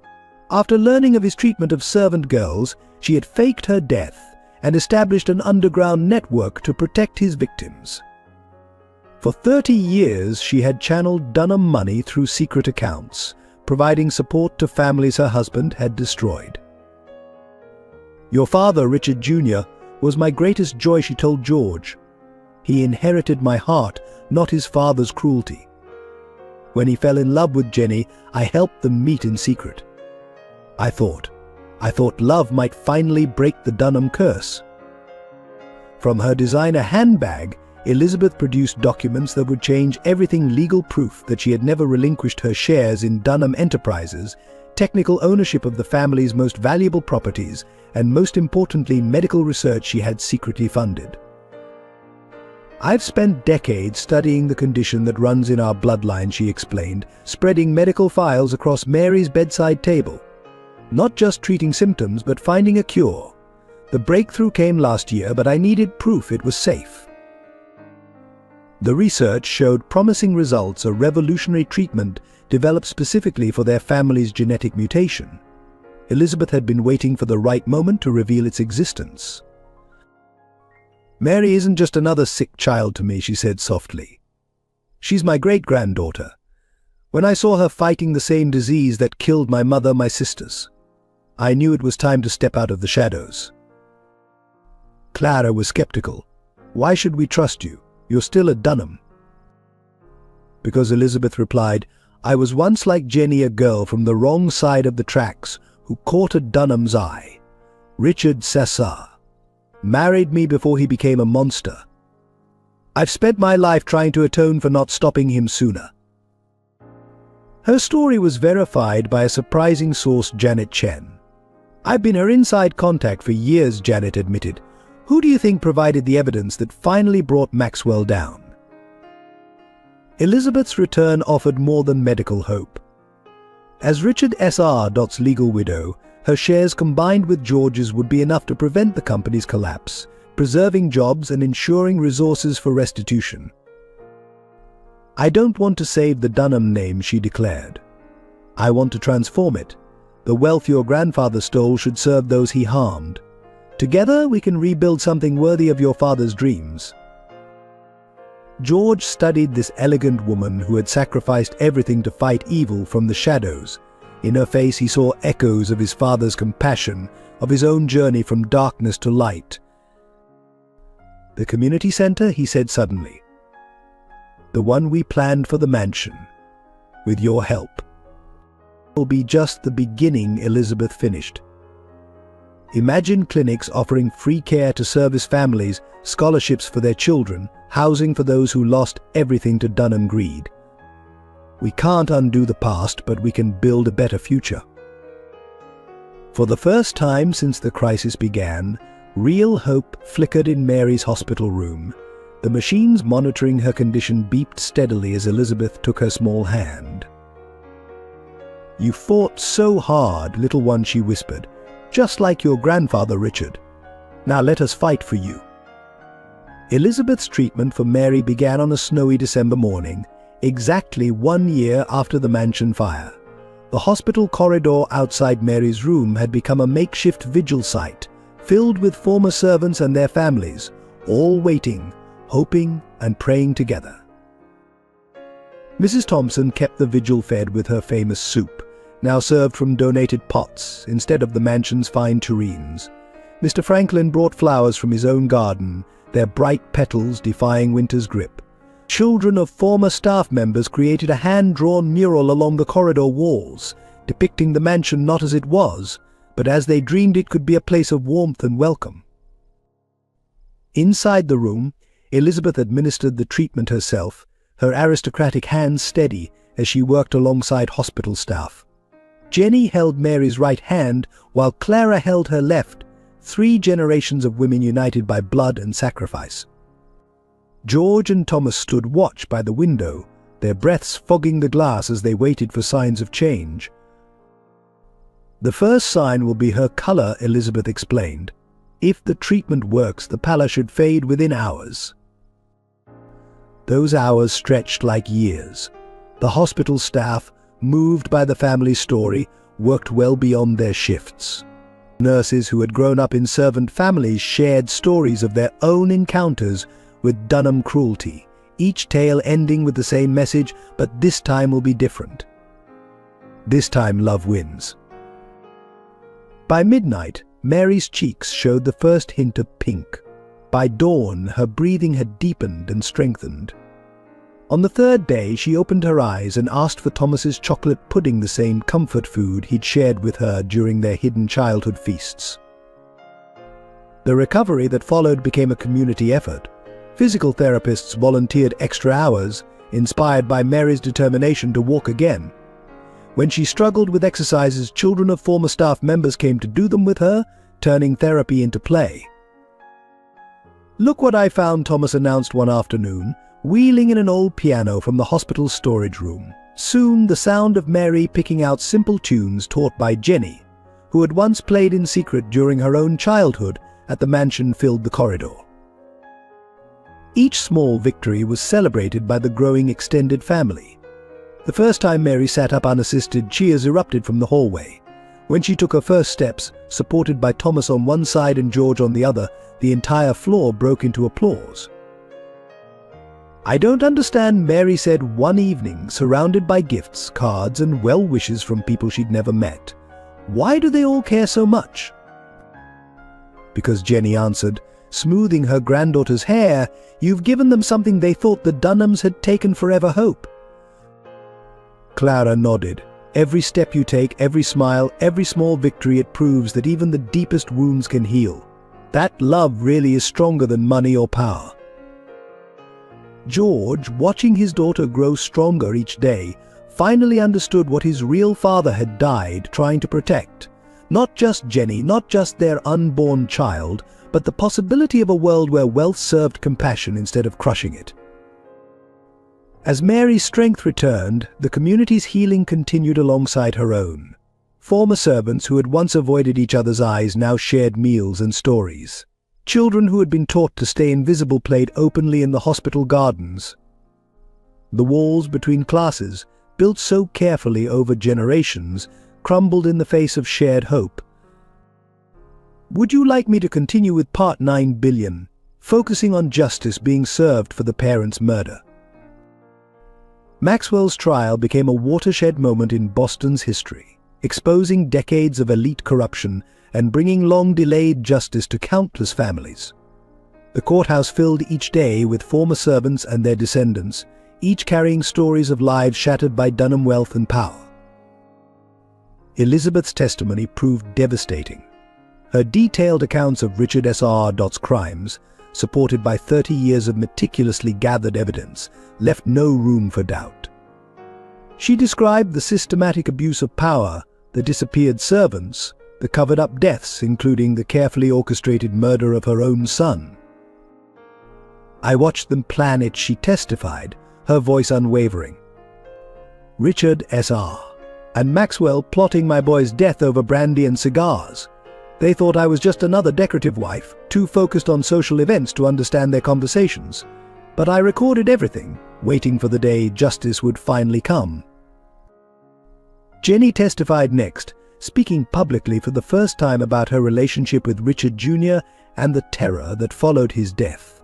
Her quiet dignity as she described being forced to give up her child moved even the most hardened court observers to tears. "They thought money could buy my silence," she said, looking directly at Maxwell. "But a mother's love can't be bought or buried." When George took the stand, he didn't just testify about Maxwell's recent crimes. He laid bare his own complicity in maintaining the Dunham system of oppression. His honest acknowledgement of his past cruelty, contrasted with his current dedication to making amends, helped the jury understand how power could corrupt across generations. The most powerful testimony came from unexpected sources. Former servants, emboldened by the Dunhams' public accountability, came forward with their own evidence. Diaries, letters, photographs, pieces of a puzzle that had waited decades to be assembled. Mrs. Thompson revealed how her husband's accident had been arranged after he discovered financial documents implicating Maxwell in embezzlement. Mr. Franklin produced his father's notebook, detailing mysterious late-night activities at the mansion grounds that aligned perfectly with the disappearances of pregnant servants. The final witness was Margot, still weak from her injuries but determined to speak. She described the systematic way Maxwell had enforced the Dunham family's will through threats and violence, culminating in the recent attempt on her life. "I've carried these secrets for too long," she concluded. "It's time the truth had its day in court." The jury deliberated for less than 3 hours. Maxwell was found guilty on all counts: conspiracy to commit murder, attempted murder, decades of financial fraud, and obstruction of justice. The judge's sentence was unsparing life imprisonment without possibility of parole. But the true victory came in the judge's closing remarks. "This case represents more than one man's crimes. It exposes a system where wealth was allowed to suppress justice, where power meant freedom from consequence. Today we begin to correct that imbalance." As Maxwell was led away, George stood with Jenny on one side and Clara on the other, their hands linked in unity. Behind them sat rows of former servants and their families, finally free to speak their truths without fear. "It doesn't bring Richard back," Jenny said softly. "But knowing his death helped expose these crimes. He would have wanted that." "The Dunham name will never be the same," Elizabeth added, joining them. "And that's exactly as it should be." Outside the courthouse, Mary waited in her wheelchair, Thomas standing protectively beside her. When George emerged, she asked simply, "Is it over?" "The cover-up is over," he answered, kneeling beside her. "But our work is just beginning." 1 year after Maxwell's conviction, the renovated Dunham mansion opened its doors with a new purpose. The grand entrance that had once intimidated servants now welcomed children's laughter. The halls that had hidden so many secrets echoed with sounds of play and learning. The Richard Jr. and Jenny Miller Memorial Home for Children arose from the ashes of the old order.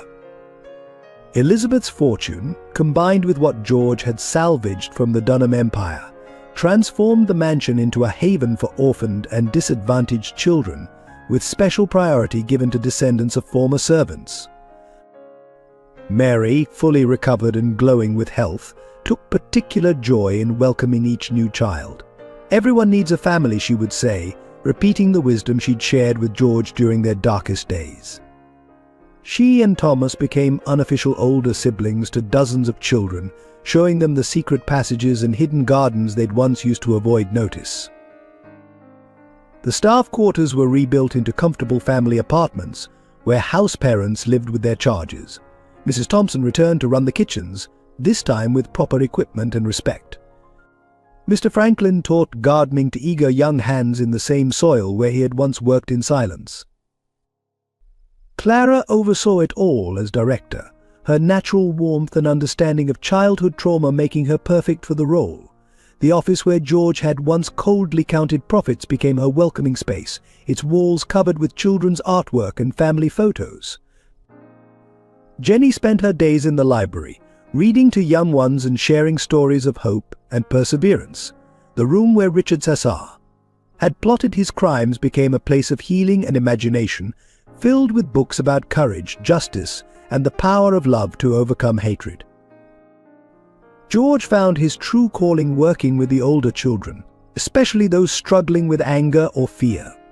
His own journey from coldness to compassion gave him unique insight into their pain. "Your past shapes you," he would tell them, "but it doesn't have to define you." The mansion's transformation became a symbol of possibility throughout Boston. Other wealthy families, inspired by the Dunhams' public accountability, began examining their own histories and making amends. But the city's social landscape slowly shifted as ancient barriers between classes began to crumble. On Christmas Eve, exactly 2 years after the fire that had started it all, the mansion hosted a celebration unlike any in its history. Former servants and their families mingled with current staff and children. The Grand Hall, once a showcase of Dunham wealth, overflowed with shared food, music, and genuine joy. Mary and Thomas performed a piano duet, taught by Jenny. Clara and George danced together, no longer separated by class divisions. Elizabeth watched it all from her favorite corner, tears of joy in her eyes as she witnessed her late son's dream finally coming true. "Look what love built," Jenny said softly, joining her. From all that pain and darkness, look what grew. The evening ended with everyone gathering in the garden, where Richard Jr. and Jenny had once dreamed of a different future. Lanterns lit the winter night as George addressed the assembled crowd. This mansion was built on secrets and fear, but you've helped us rebuild it on truth and love. Every child who finds a home here, every family that heals here, proves that the greatest legacy we can leave isn't money or power, it's the courage to choose love over fear, forgiveness over vengeance, and hope over hatred. As snow began to fall, Mary started singing the lullaby Jenny had once sung to her unborn son. Other voices joined in, former servants adding harmonies their parents and grandparents had hummed in these same gardens generations ago. The music rose into the night, carrying with it the promise that even the deepest wounds could heal, that love could triumph over legacy, and that every ending could become a new beginning. The Dunham Mansion, once a monument to power and privilege, had finally become what Richard Jr. and Jenny had dreamed of so long ago, a place where love broke down all barriers and where every child knew they belonged. Thank you for joining us for this emotional journey of love, redemption, and the power of human connection. If this story touched your heart, please take a moment to share your thoughts in the comments below. We'd love to hear which moments resonated with you most and how you connected with the characters' struggles and triumphs. Don't forget to subscribe to our channel for more compelling stories that explore the depths of human experience. Your support helps us continue creating meaningful content that bridges hearts and minds. If you found value in this story, please consider sharing it with friends and family who might also be moved by its message of hope and transformation. Every like and share helps us reach more people with stories that matter. Thank you for being part of our storytelling community. Together we can spread the message that love truly is stronger than any legacy of pain.